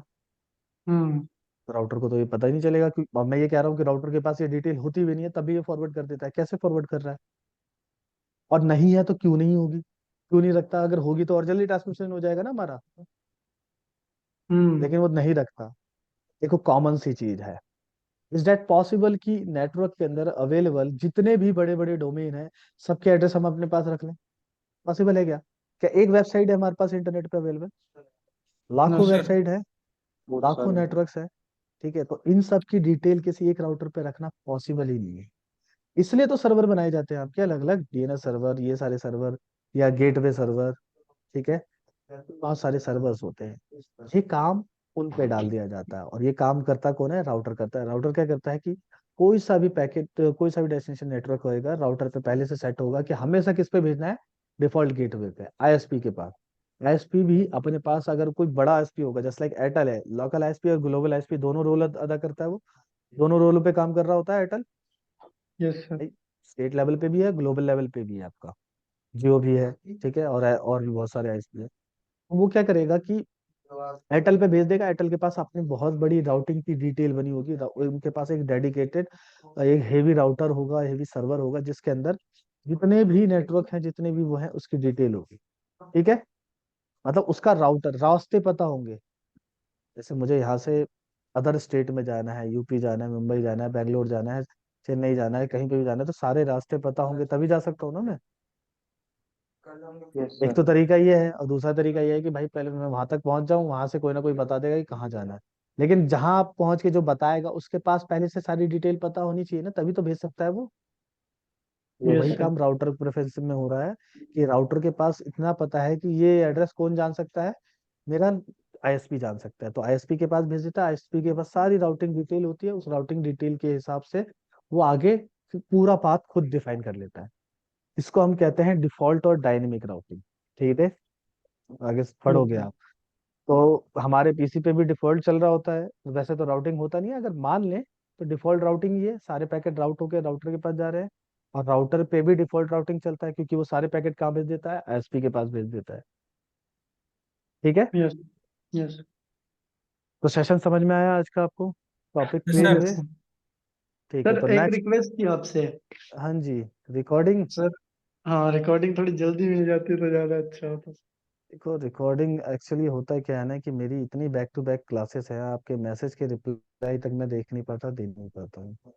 मुझे कई बार टाइम नहीं मिल पाता इस चीज़ का, ठीक है। फिर भी मैं कोशिश कर रहा हूँ कि अब डेली जैसे ही क्लास खत्म हुआ करेगी, आपकी सबसे पहले मैं रिकॉर्डिंग भेज दिया करूंगा। Sure sir. सर, कल की रिकॉर्डिंग नहीं आई ना अभी तक? कल की रिकॉर्डिंग और आज की रिकॉर्डिंग दोनों मैं अभी भेज दूंगा, और जितने पीडीएफ नोट्स बचे हुए हैं वो भी मैं भेज दूंगा अभी, okay, okay thank sir. You. ठीक है। और सर हाँ, कल नेक्स्ट टॉपिक। शुक्रवार है तो कल है क्या क्लास? नहीं, कल क्लास नहीं होगी, सैटरडे संडे क्लास नहीं होगी, नेक्स्ट क्लास मंडे को होगी। मंडे का जो टॉपिक रहेगा ओएसआई मॉडल, आपको मैं पहले से कह रहा हूँ, और इसको अच्छे से पढ़ के आना। क्यों पढ़ के आना, जैसे आज पूरे दिन शांत बैठे थे, आपको कुछ नहीं पता था, इस वजह से पढ़ के आना। क्योंकि अगर पढ़ के आओगे तो बहुत सारी चीजें नहीं समझ में आएंगी, नहीं समझ में आएगी तो फिर मेरे से पूछोगे। वही सर, हम बात है ना, पढ़ के भी पूछने के आएंगे लिए। तो आप जितना बताओगे ना उतना हमको पता ही नहीं होगा। नहीं पता होगा, लेकिन फिर भी कुछ तो पूछोगे ना यार, थोड़ा सा पढ़ने से कुछ तो आइडिया होगा कि ये भी तो होती है सर, ये इसमें ये चीजें कैसे हो सकती है। श्योर सर, वो तो हम पढ़ के आएंगे। हाँ, तो पढ़ के आओ, चीजें पूछोगे तो मुझे भी समझाने में बढ़िया लगेगा, मैं भी बताऊंगा आपको एडवांस में जितना बता सकता हूँ, ठीक है। अच्छा सर, एक अ- लास्ट क्वेश्चन जाने से पहले, हाँ हाँ, अ, बताओ। अगर मैं इसे जो कौन सा कोर्स है वो एक, हम्म, सीसीएन में। नहीं नहीं नहीं, हमारे हैकिंग का है वो। अच्छा, हैकिंग का है तो आपका सीएच। सीएस से एडवांस, सबसे एडवांस है सर, उसका नाम याद नहीं आ अच्छा रहा है अच्छा क्या नाम है? अच्छा, ओ ये क्या ओ है? S W E P. OSCP, OSCP OSCP. हाँ, ओएससीपी एग्जैक्टली सर, इसके लिए हमारा काम आ जाएगा नेटवर्किंग से। अरे भाई क्या बात कर रहे हो, ओएससीपी जाके पढ़ोगे ना, क्लासेस स्टार्ट हम्म। होंगी, हम्म, तो हम्म। टीसीपी यूडीपी से ही शुरू करेंगे आपका। अच्छा, तो ये नेटवर्किंग हमारे काम में नहीं आएगी, मतलब आ सकती है, नहीं आएगी, मैं इतना बस जान बिल्कुल लेता भाई, पूरा का पूरा काम में आएगी, और नहीं आ रहा होगा तो और दिक्कत होगी बल्कि ओएससीपी में। मतलब हूँ। आप अच्छा, ऐसे इससे, समझो कि तीन तीन महीने पीछे चल रहे होगे अगर नेटवर्किंग नहीं पढ़ी होगी आप उनके अच्छा तो सर सिलेबस मैं से। चाहता हूँ कि मुझे नेटवर्किंग वहाँ ना पढ़नी पड़े, तो इससे मतलब मैं यहाँ जितना पढ़ूंगा उतना उससे हो जाएगा सर? हाँ, अगर आप ऐसा चाहते हो तो सबसे ज्यादा फोकस करो ओएसआई मॉडल, टीसीपीआईपी मॉडल और उनके हेडर्स पे, ठीक ओके है। सर। पहला तो ये। दूसरा, इतने प्रोटोकॉल्स होते हैं, सारे हम्म। प्रोटोकॉल के अलग अलग हेडर्स होते हैं, प्रोटोकॉल की सर्विसेज। हेडर्स तो चलो बहुत मुश्किल है सारे के पढ़ना, लेकिन प्रोटोकॉल, प्रोटोकॉल की सर्विसेज, टीसीपीआईपी और ओएसआई मॉडल के हेडर्स की सर्विसेज, ठीक है। ये पढ़ लो ओके। आप। किसी भी लेवल पे चले जाओ, सब जगह पे आपको सिर्फ यही हेडर्स ही मिलेंगे। फॉरेंसिक में जाओगे वहां हेडर मिलेंगे, नेटवर्क फॉरेंसिक में जाओगे वहां तो और भी ज्यादा हेडर्स ही मिलेंगे, ठीक है। ठीक है sir, okay sir, thank you so much. Okay okay. Okay ठीक है, फिर मंडे मिलते हैं, ठीक है। Recording okay. पीडीएफ सब मैं आपको सेंड कर दूंगा। Okay. Okay, bye okay everyone. Sir, bye bye sir. Sir. Bye sir.